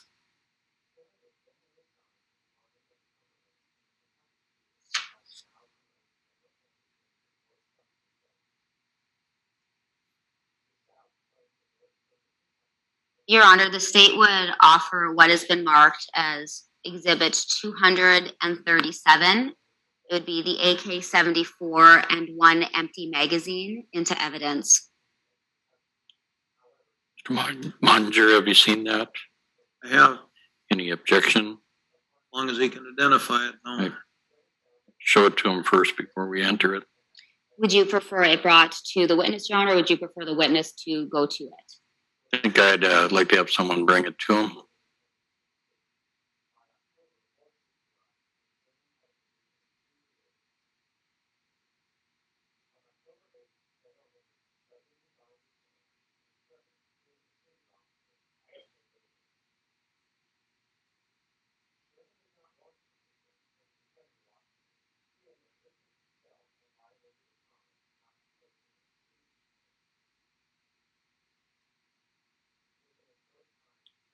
Officer Carter, do you recognize State's Exhibit 237? I do. What is it? That is the AK-74 assault style rifle and empty magazine, which was located inside the rifle in the floor way entry into Mr. Pendleton's room. And it was taken into evidence? It was. Your Honor, the state would offer it into evidence. Any objection? None. 237 is received. Thank you, Your Honor. Permission to publish it to the jury. If they can hold it up for a few seconds here, and we'll let them see it, and then we're going to get ready for our noon break. And if you'd like to move this way also, gentlemen.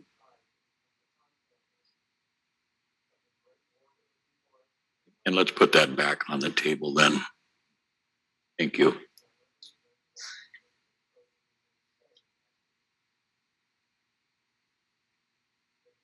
I'll let you ask a couple more questions and we'll prepare for the noon hour. I have a couple more, and then it would be a good spot to break then, Your Honor. Agent Carter, the rifle magazines that were located on the exterior of apartment 2627 that contained the 26 rounds, would those magazines be compatible with that AK-74? Yes, they would be. And the ones that were located outside contained live ammunition? They did approximately 26 rounds each. And the magazine in the rifle itself was empty? It was. Your Honor, perhaps we should break here. I know you want to move. Members of the jury, we'll take our noon hour recess. You get sick and tired if you haven't already of hearing me tell. Then the single or the full point sling. Again, see the blood stains on the sling and on the bottom of the rifle. Is there a rifle magazine in the rifle at this point in time? At this point in time, there is not. I'm showing you on State's Exhibit 101, this open area in the middle of the photograph. Is that where the magazine would have been inserted? That's correct.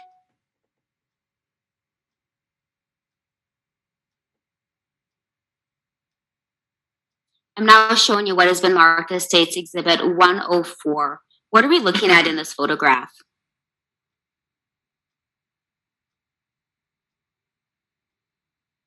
In this photograph, we're looking at a vantage straight into Mr. Pendleton's bedroom. Inside here, you can see that there are items that are tented on the bed, beside the bed, on the floor, and you can get a clear view of the safe that's directly in front of you. Also, below the safe door that's swung open, you can see the second 2x4 referenced earlier.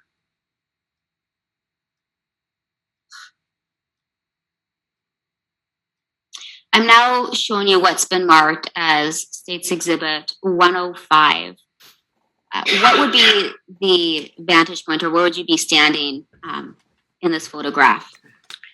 So you'd be standing directly in the corner of the foot of the bed, looking outward, and this would be the approximate. This would be the approximate vantage point of where Mr. Pendleton was when door had been opened by the sheriff's deputies when he had raised the rifle at them. From this vantage point, are you able to see the front door of apartment 303?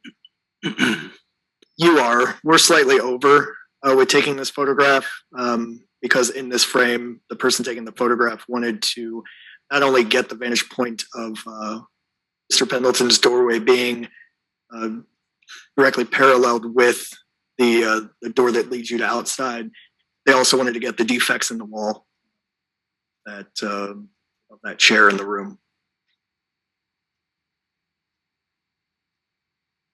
I'm now showing you what's been marked as State's Exhibit 106.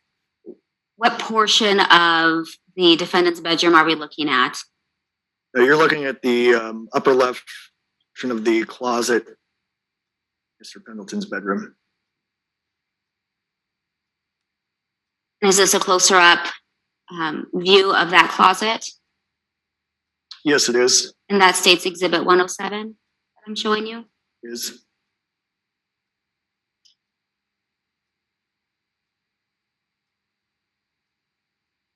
Now, can you tell us the vantage point or the viewpoint of State's Exhibit 108? This is again directly into the doorway, just before you get to the TV, break of the wall in the room. The closet's on your left, right there. This is just a picture of, again, centered in the picture is approximately where Mr. Pendleton was standing. Sheriff's deputies encountered him. And when you said the corner of the bed, are you referencing this front corner? Yes. At the bottom of the corner of that bed, there are exhibit markers for 55 and 56. Are you able to identify what those are in this photograph? I am. What are they? These are manufacturer ammo boxes for 5.45 by 3.9 ammo rounds for the rifle. Did you notice anything of significance while you were marking those pieces of evidence? The boxes were kind of just strewn on the floor. And inside the boxes, the manufacturer puts a small plastic clip style device that holds the 20 rounds per box inside. And those were also empty and laying on the floor. So if I'm understanding correct, that ammunition, were you able to verify what weapon that was used in? Yes, it was the AK-74. So if I'm understanding correctly, there were empty ammunition boxes at the corner of the bed where the defendant would have been standing during that initial contact when the sheriff's office entered the bedroom or kicked the bedroom door. That's correct.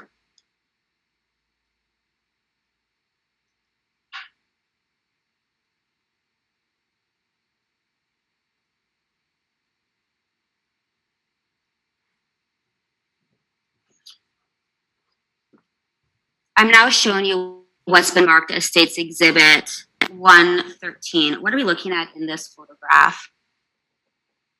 This is a closer photo of Mr. Pendleton's bed in his bedroom.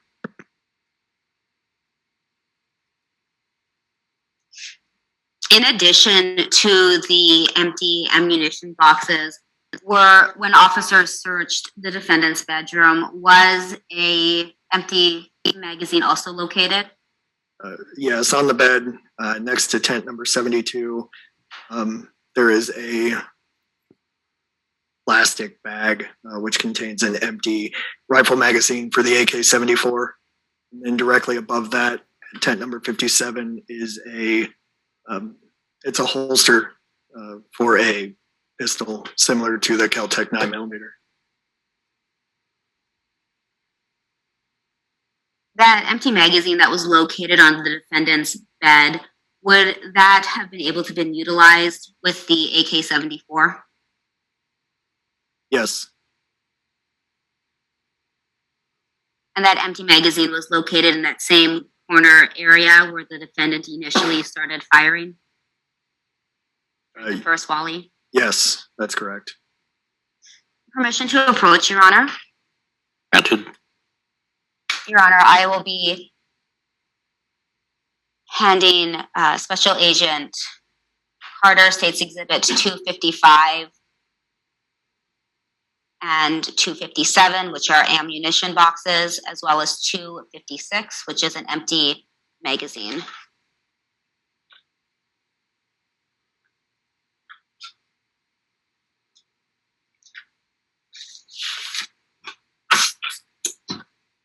As well as 258, which is a bullet holder.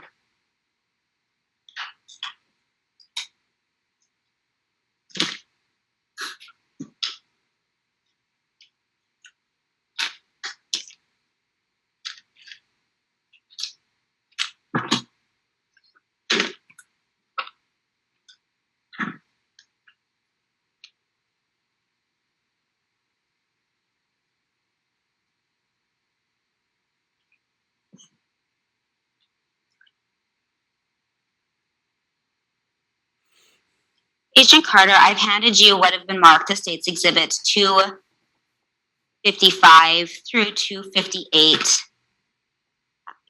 Do you recognize them?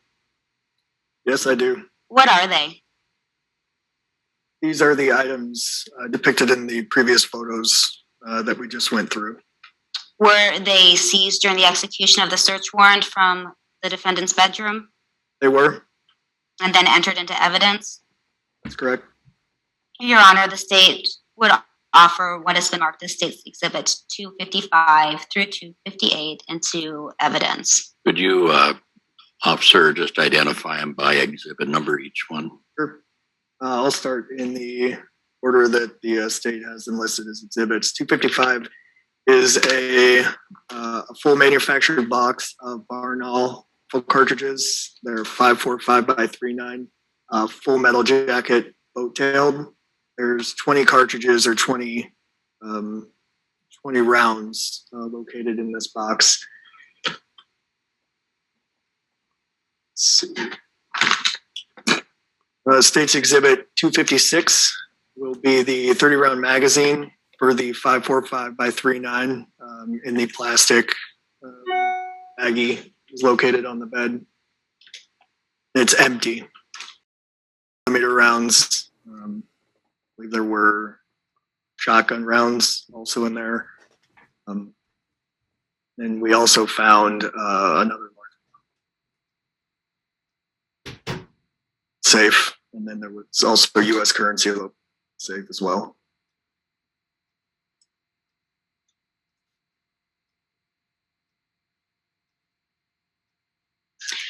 I'm showing you now what's been marked as States Exhibit 124. In that photograph, do you see the firearm? I do. When you say you located marijuana in the lower portion, what area of the lower portion of the safe are you referencing, the right or the left side? The bottom right corner inside the safe where that white bag is. Would that be approximately where evidence number 89 is located? Approximately, yes. I'm showing you now what's been marked as States Exhibit 125. Behind the box with the 89 tent on it, what do we see? Underneath the 89 tent, you see a case of Barnall 545 by 39 ammunition. And directly behind that, you see plastic grocery style bag.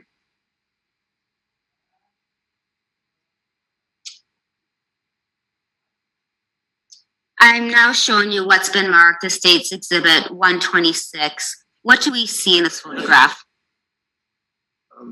You see the contents of that white grocery bag, which is a large plastic bag containing several plastic bags containing marijuana. When you located this additional marijuana, what conclusions did you start to draw? So the multiple baggies of marijuana located in a safe for safekeeping, along with a good amount of U.S. currency. Just it further confirmed my suspicion of earlier that there was being marijuana sold or distributed from the residence. Did you take that marijuana and seize it as evidence? We did. And was it entered into evidence at BCI? It was.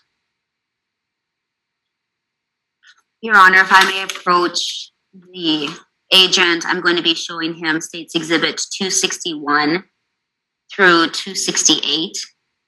You may, yes, And it would be the marijuana from the safe. may approach.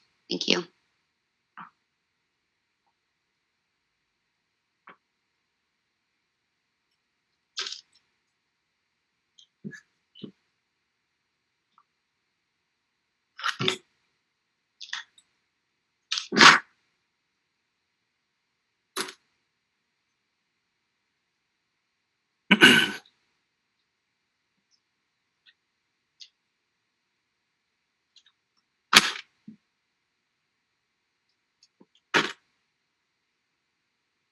Agent Carter, do you recognize those exhibits? I do. What do you recognize them as? The items from the safe in Mr. Pendleton's bedroom. Starting with Exhibit 261, could you please identify each exhibit and what it contains? So 261 is multiple large plastic bags and a vacuum seal bag, which again is something that we generally, through my training and experience, something that we'll see a larger amount of marijuana delivered in, produced in, to then have for sale in bulk amounts, and then from there, that package is broke down into smaller quantities. So this is just the packaging materials, and then the white grocery style bag that contain these items. 262 is appears to be a quart-sized bag containing marijuana that was located in that larger bag. 263 is another quart-style bag, plastic baggie containing marijuana from the larger bag.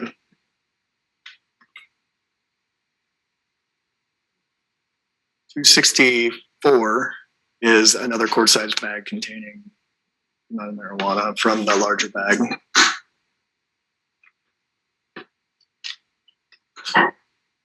265 is it appears to be of marijuana from the larger bags.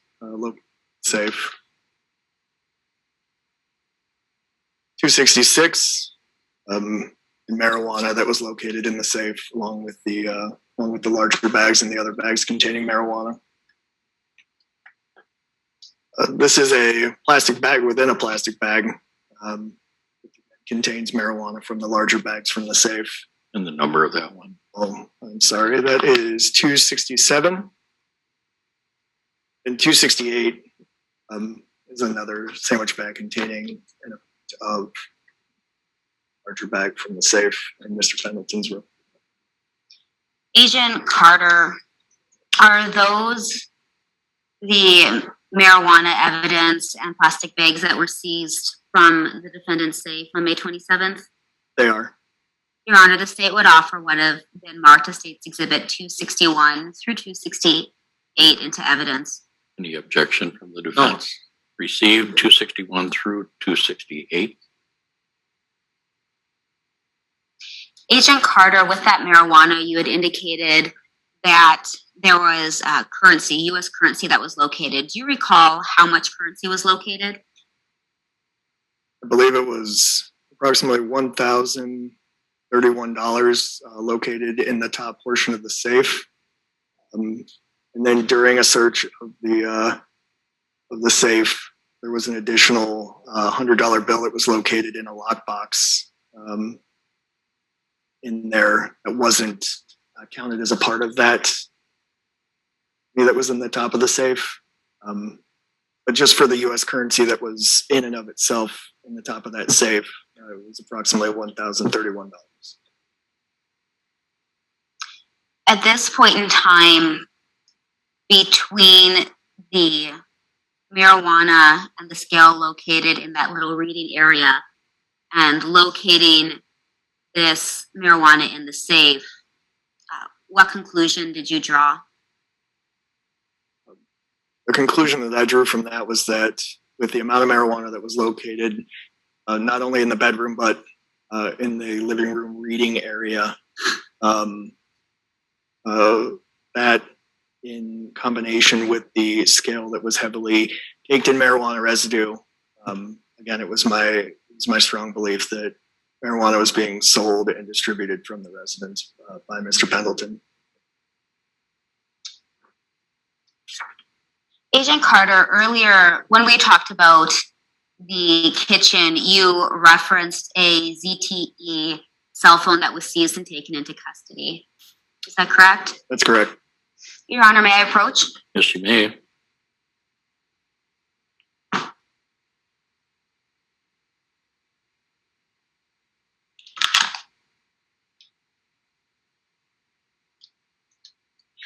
Agent Carter, I'm handing you what's been marked as State's Exhibit 260. Can you please identify it for us? This is the black and color ZTE cell phone that was located in the kitchen area of the apartment on that day. And you seized it? Yes. And it was taken into evidence? It was. Your Honor, the state would offer what has been marked as Exhibit 260 into evidence. Mr. Mottinger, any objection? What was that number again? 60? 260? No objection. Received? Agent Carter, you had indicated in your earlier testimony that you were trained to use Cellbrite. What is that?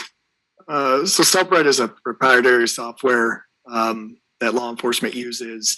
And what it does is it makes a bit-by-bit copy of the contents of a cell phone. It has the ability to withdraw information from a phone, such as your contacts, your call logs, your text messages, your notes, addresses that you may visit, the photos or videos that are contained on that device. As long as that device is listed inside the software of Cellbrite, that it has the availability to make a copy of that data, and then you should be able to access that phone and retrieve that information. Based on your suspicions of marijuana sale and distribution, did you do anything with that cell phone? I did. I was asked to perform we call it a Cellbrite extraction of the device, to extract the contents and make a copy, basically, of the contents of the phone. And did you do that? I did. Did you find anything that confirmed your suspicions of the sale of marijuana on that phone? I did myself, and during the examination of the contents of the cell phone, I had observed few text message chains with individual recipients and the phone's owner, which is listed as Pendleton in the phone. And some of those messages, again, further confirmed my suspicion that for a time marijuana was being sold and distributed from the residence by Mr. Pendleton. And I'm sorry if you've already answered this question, but were you able to identify who the owner of that cell phone was? I was. Who was that owner? Mr. Pendleton.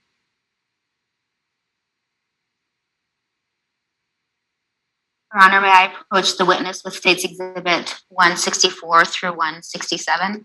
Granted.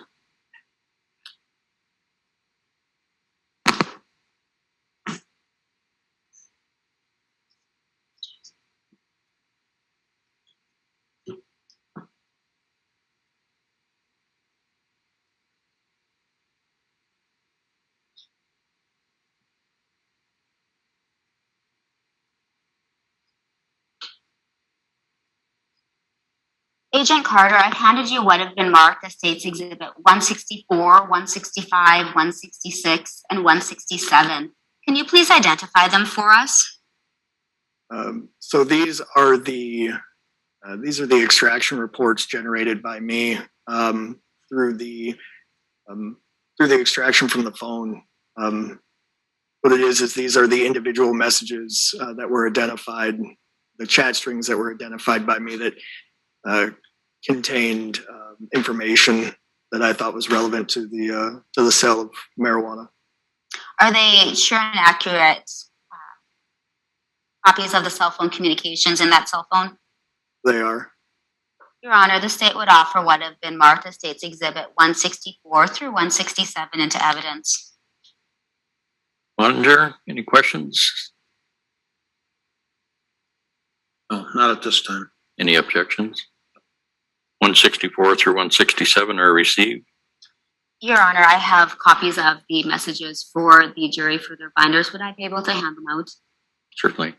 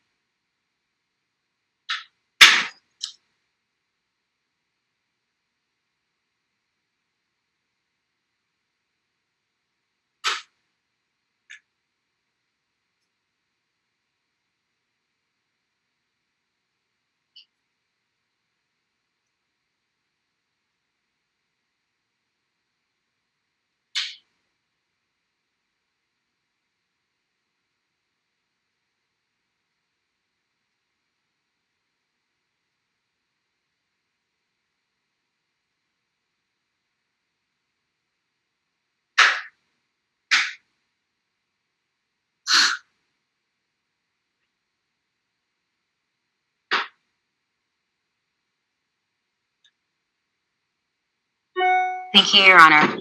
Agent Carter, how do you read an extraction report for text messages? So for these extractions that we have today, the extractions are going to go with the oldest message on the last page, and they're going to go in ascending order to the newest message being on the first page. Each message or each report has several columns, and at the top you can see in what order those messages are extracted by Cellbrite, the folder which they're extracted from, the parties that are relevant to this particular conversation, the timestamps of according to the device when these were sent and received, the status, whether they're read, unsent, sent, and then the message itself. There's a last column for deleted, which I failed to mention before, but on certain devices, Cellbrite has the ability to recover deleted information in certain parts of the phone, where sometimes if you feel like you may delete a message or a photo, it may be gone from the device, but it's not exactly gone from the memory located on the phone. In some of those cases, Cellbrite has the ability to recover some of that deleted data. Agent Carter, I want to direct your attention to State's Exhibit 164, particularly the third page, column number 29.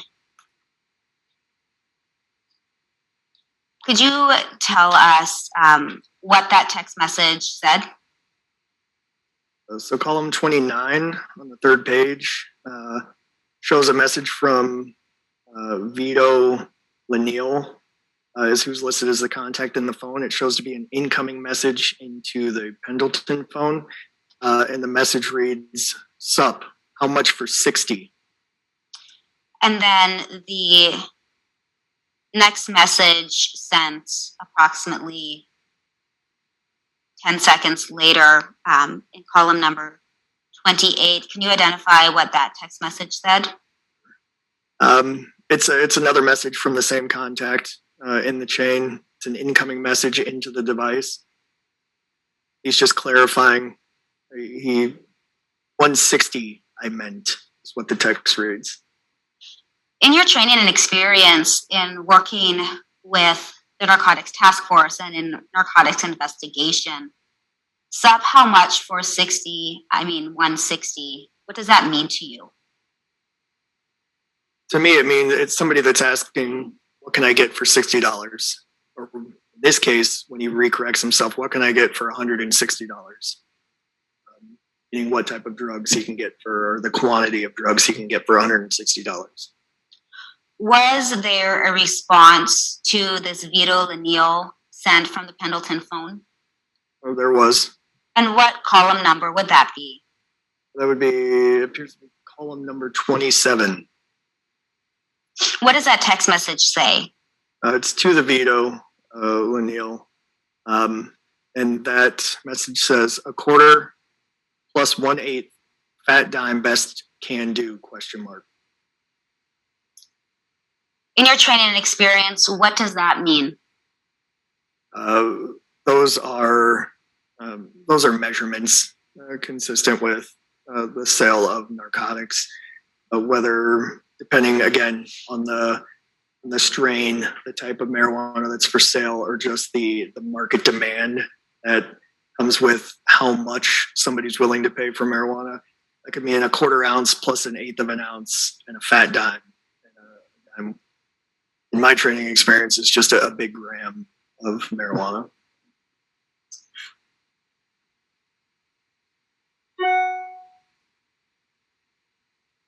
Column number 26, is that an outgoing or an incoming text message? It's an incoming message. Who is it from? The same person in the chat string, Vito Laniel. What does that text message say?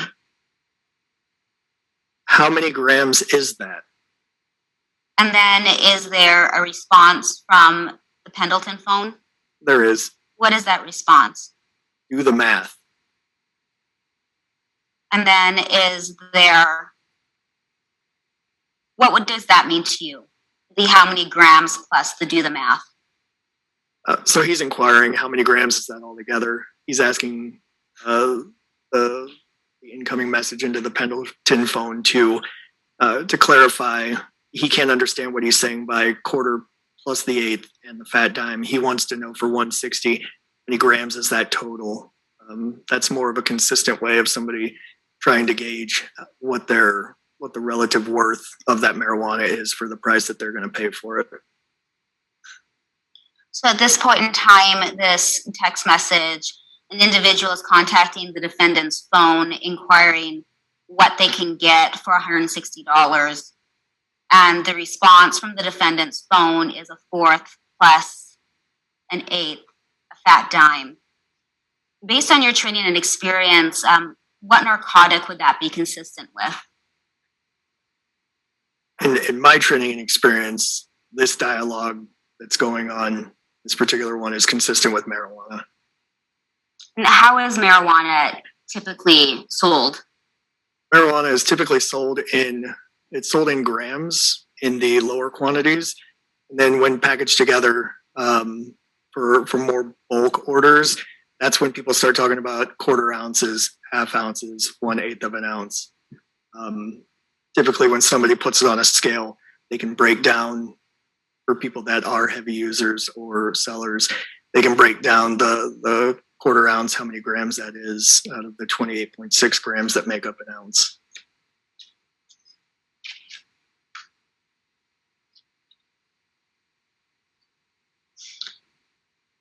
Based on that text message, did it confirm your suspicions of marijuana sales? This chat string further confirmed for what I'd found during the processing of the residence.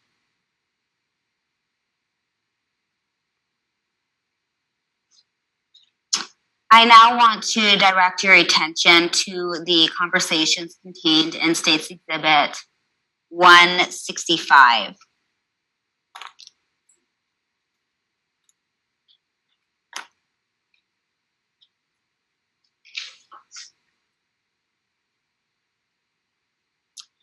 If we go to the last page, beginning at column number 74, can you please tell us if that's an incoming, outgoing call or text message, and what the content of that message is? It's an incoming message from a 701 area code number, and it's just the message states "you home." Is there a response to that text message from the defendant's phone? There is. What does it say? Pull up. In your training and experience, does pull up mean something? Pull up, in my training and experience in reading these types of messages, is, come to my house.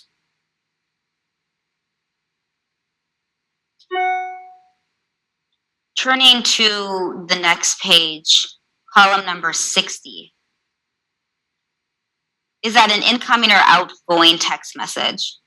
It's an incoming message. What does that text message say? What could you give me for $5? Is there a response from the defendant's phone? There is. What is that response? There's two responses to this question. One is appears to be a joking response.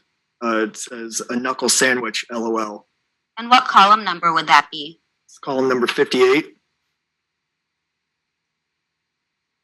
And was there a second response? There was column number 57, an outgoing message from the device that just reads, "Come see me, do best I can."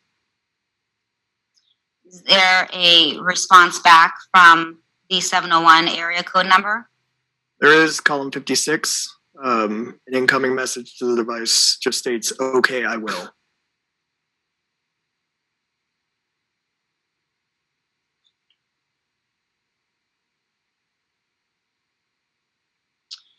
Directing your attention to the next page, column number 44. Is there a new text message communication involving the defendant's phone? There is. Is that an incoming or outgoing text message? See, item 44, line item 44 is an incoming message. And what does it state? Yo, I need a 30. Is there a response for that? There is. What is that response? Okay, pull up.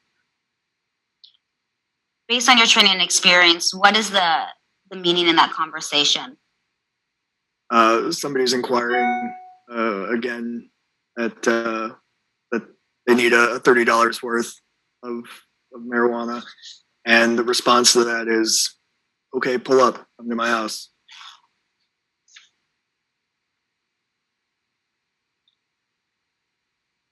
Going to item number 35, would that be an incoming or outgoing text message? It's an incoming message. What is the content of that message?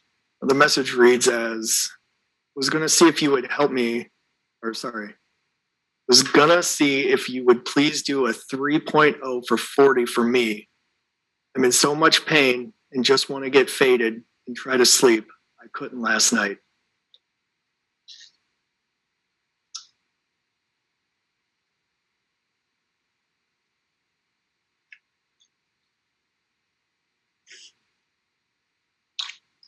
What does that mean to you as an investigator?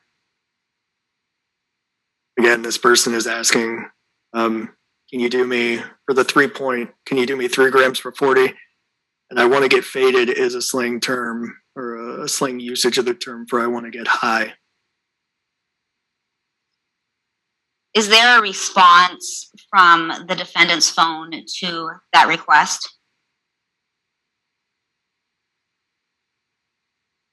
There is. And what is that response? Line item 32 in this chat string just states pull up. And you had indicated that means something along the lines of come over, come to me. Yes.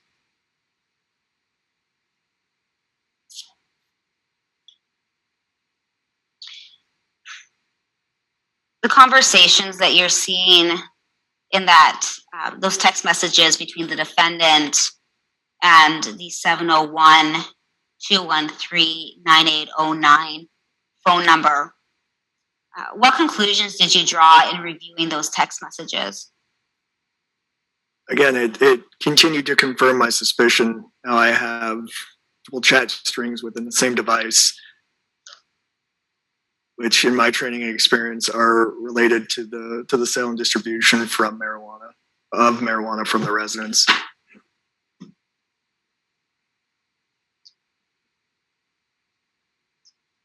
Directing your attention to exhibit number 166. Line number 9, can you identify if that's an incoming or outgoing text message?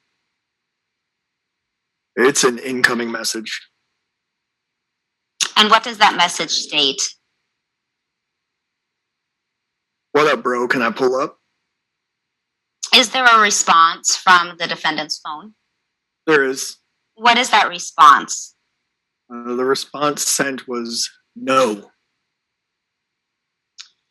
Was there a response again from the phone number? Was there an incoming text message? There is. And what was the content of that text message? LOL. What time you free? Need a half. And what does that say to you in your training and experience as a narcotics investigator? Again, that message in and of itself is it's asking for a quantity of marijuana.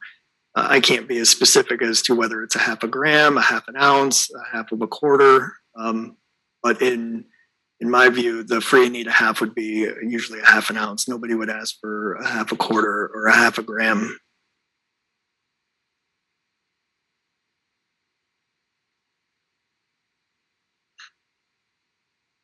Is there a response from the defendant's phone? There is. What is that response? Ain't got it like that, bro. Just a smoker.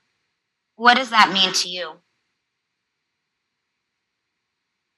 In this context, he could just be trying to keep somebody from coming to the residence. Like he doesn't have that amount stored at the residence for sale. Which again, with in my training and experience, some dealers try to keep people that are, that are trying to get larger amounts from coming to the residence in an attempt to meet them out. Some dealers won't let certain people come to their residence in a fear that they may, get robbed or just don't want to deal with that particular person at their house. So in your training and experience, is that a common way to get rid of someone you might not want to deal with, or end a conversation with someone you might not want to deal with? It is.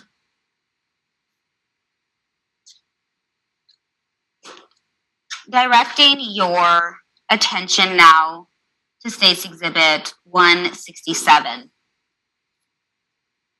Starting with number 15, could you tell us whether or not that's an incoming or outgoing text message? It's an incoming message. And what is the content of that text message? What's up, bro? Is that followed by another incoming text message? It is line item 14. The message states, trying to get that wake and bake. And then there's 4 H's after that. In your training and experience, what does wake and bake mean?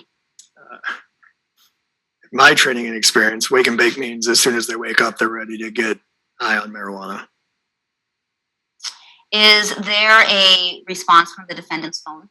There is. What is that response? Pull up.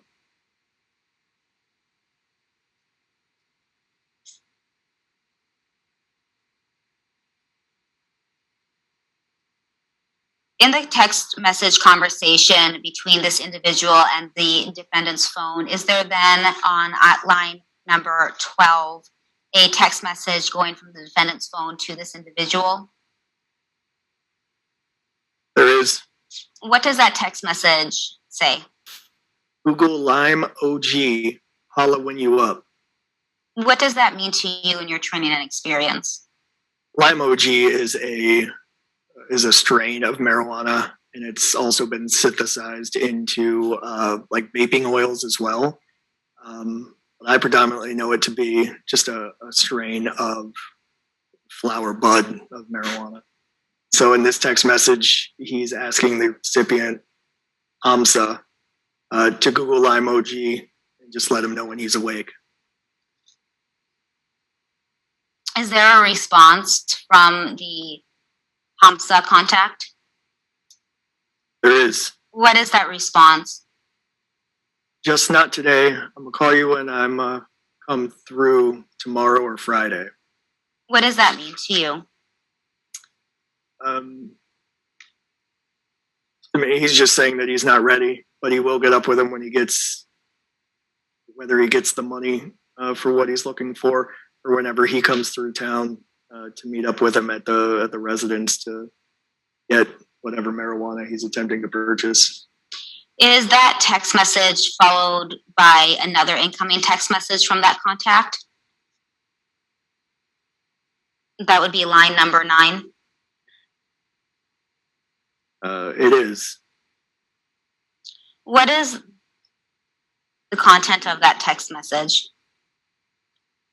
The bottom of this page is cut off for me, but line item 9 states, just pay what you owe, keep your weed. What does that mean to you?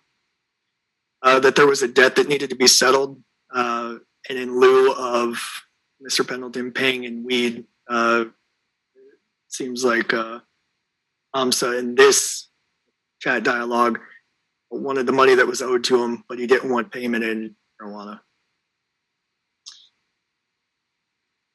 The conversation continues on in line numbers 8, 7, 6, and 5. Are those text messages incoming or outgoing text messages? They're all incoming messages. What is the content of those text messages? Again, it's trying to get through to the Pendleton device, just saying, I'm just trying to clear my debt. Not talking about the dope that's owed, just want to clear the debt. Is there eventually a response from the Pendleton phone? There is. And what line number is that? Appears to be line item number 4. What is that response? The response states, say less, peace. In the contents of, or the context of this text message, what does that mean to you? Just be easy, it's all good.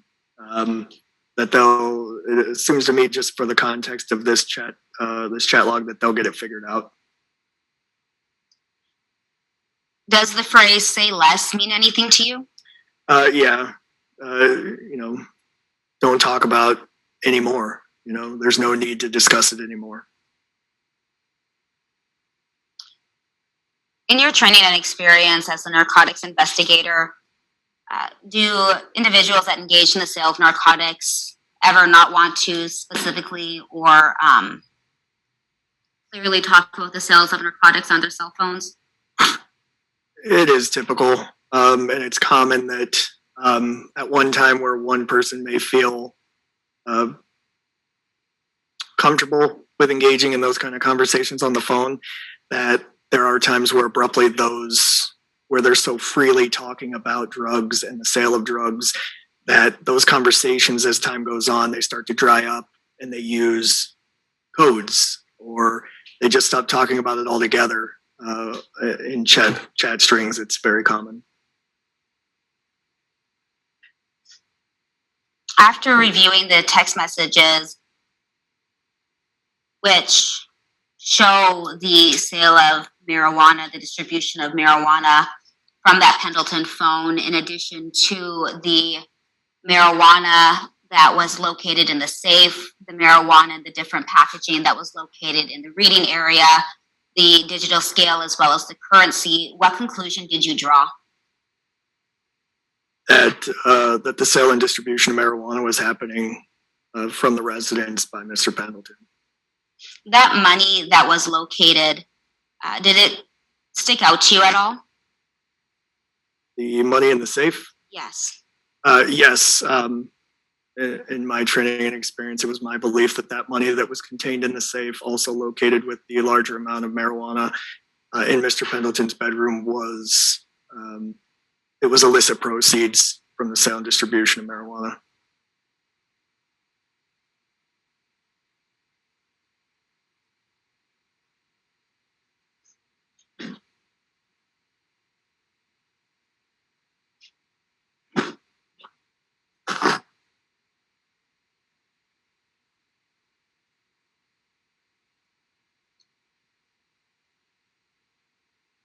Agent Carter, I'm now showing you what's been marked as State's Exhibit 129. Can you identify for us what that is?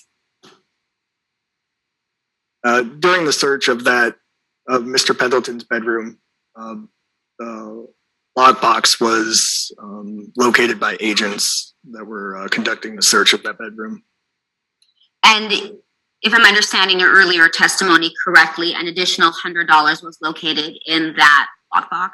There was one $100 bill located in the lockbox during the search of that bedroom and of the lockbox that wasn't at the time commingled with the money left open in the safe where the marijuana was located.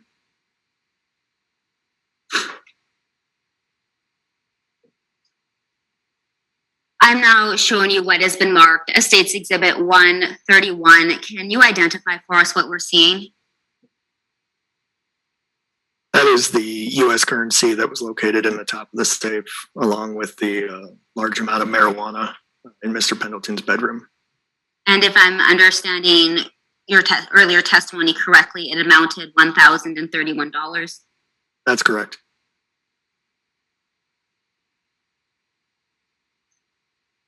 As you are looking at this photograph, was there anything significant about the denominations of the currency?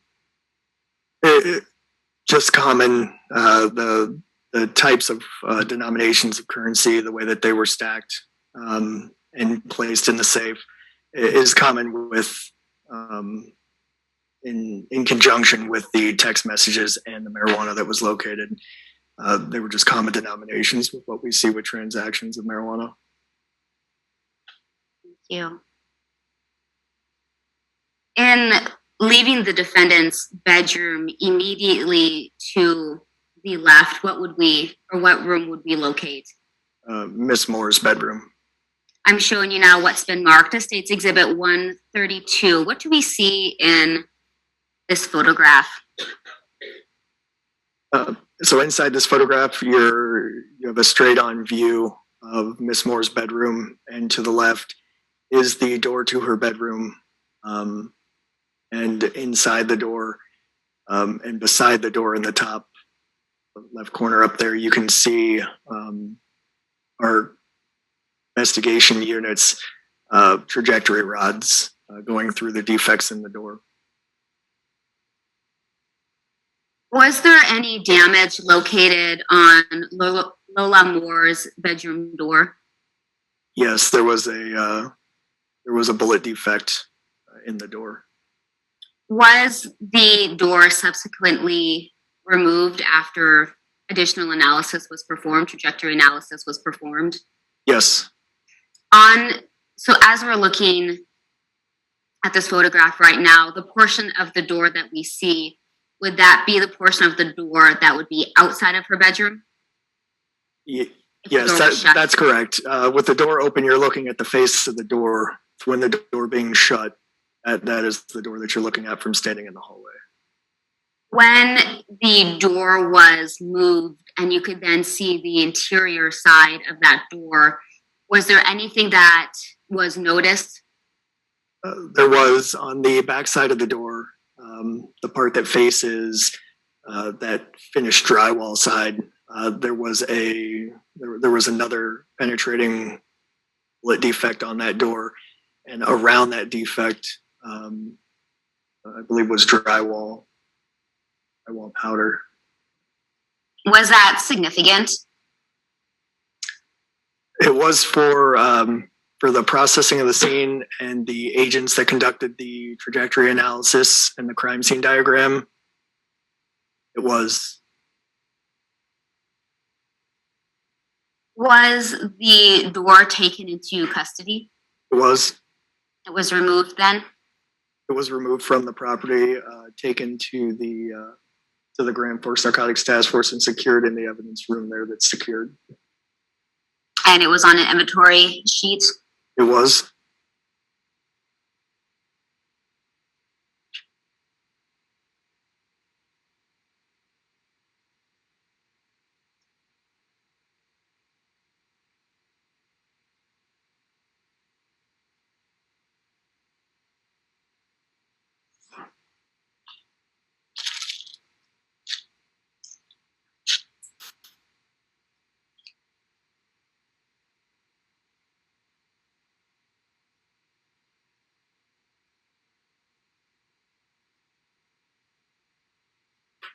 Your Honor, the state would offer what has been marked as State's Exhibit 282. It would be the bedroom door of Lola Moore into evidence. It would need to be moved over, and once it's moved over, I can ask Agent Carter if he recognizes it. Let's go through that part first before we do that.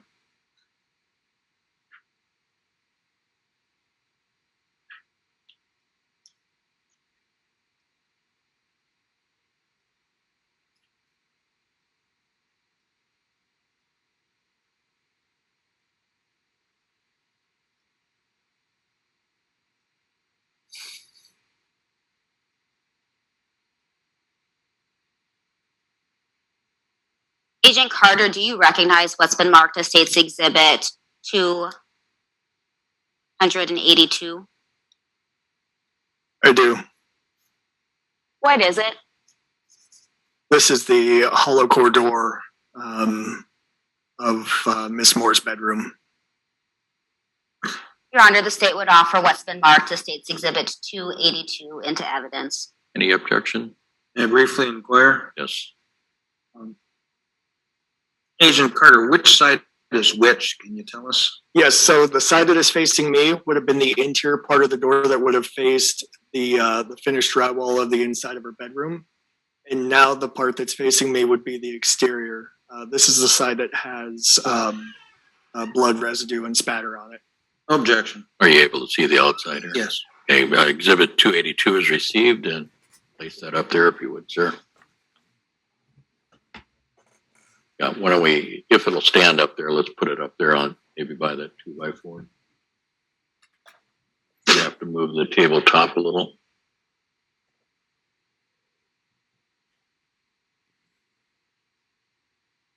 Thank you.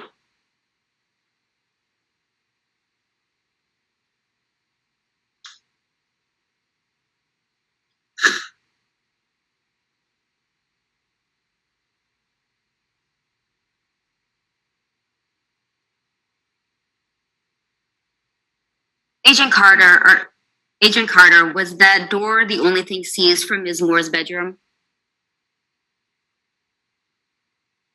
I don't believe so, no. What else would have been seized? I believe there were photographs taken, and then there was also, I believe there was parts of bone or skull was recovered.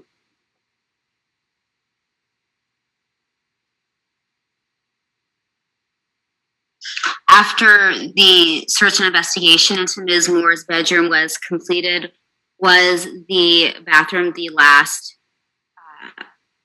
area of the residence to have evidence collected from? It was.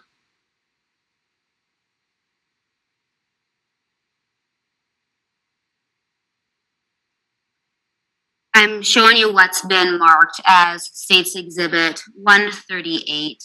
Can you please identify for us what's in that photograph?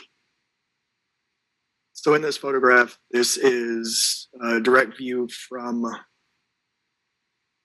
front of the door of Mr. Pendleton's bedroom. There on the left-hand side is the doorway going into Mrs. Moore's bedroom. And then straight in front of you is the bathroom. In the cabinet, some scale markings on there to indicate a bullet defect in that cabinet.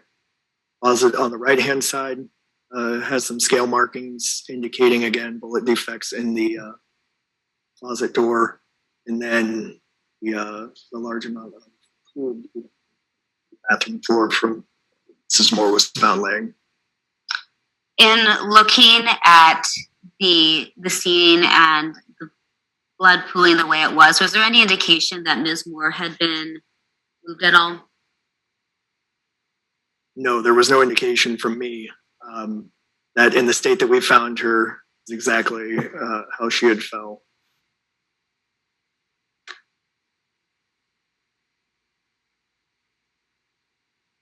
I'm now showing you what's been marked as State's Exhibit number 139. Could you please identify the vantage or viewpoint this picture provides? So this particular picture would have given you the vantage point of Deputy McLean when the initial shots took place, when they opened the door and encountered Mr. Pendleton. He had backed into the bathroom, and this vantage point is from the bathroom tub close to the toilet in the bathroom, showing the confined space of kind of where he was trapped at the time.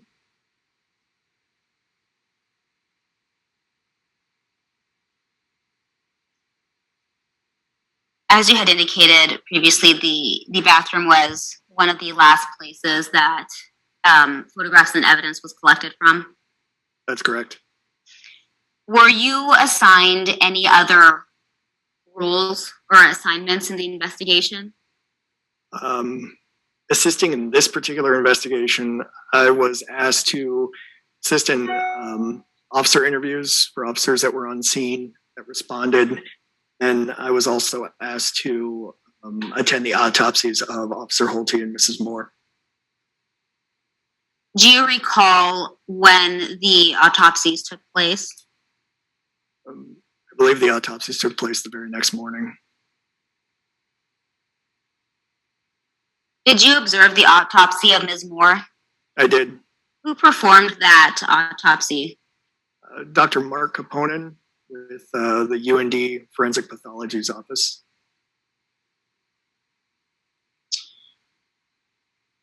And you were present during that autopsy? I was. Was anything retrieved or located in Ms. Moore's body? There were bullet fragments located in Mrs. Moore's skull during the autopsy. Do you recall where the bullet fragments were located? It was in the soft tissue of the brain inside the skull. Dr. Caponen would be able to give a more apt answer for that question. Were the bullet fragments removed? They were. What were done with the bullet fragments after they were removed and photographed? After being removed from Mrs. Moore, photographed, Dr. Caponen placed those into plastic evidence container jars or a jar. And then at the conclusion of the autopsy, he turned that item over to me. Did you also attend the autopsy of Officer Holty? I did. Who performed that autopsy? Dr. Mark Caponen. Was anything retrieved or located on the body of Officer Holty? There were. What was located? Dr. Caponen had located bullet fragments in 3 separate places on Officer Holty. What were done with the fragments? The fragments that were located by Dr. Caponen were taken, photographed by Dr. Caponen, and then again, depending on where those bullet fragments were located, whether the left arm, the right arm, the abdomen, they were individually placed, grouped from where they were located during the autopsy into, again, a clear plastic container type jar by Dr. Caponen. May I approach the witness, Your Honor? You may. I'll be handing him Exhibit 272. Should be a bullet fragment from Ms. Moore. And then numbers 273, 274, and 275, which would be fragments from Officer Holty.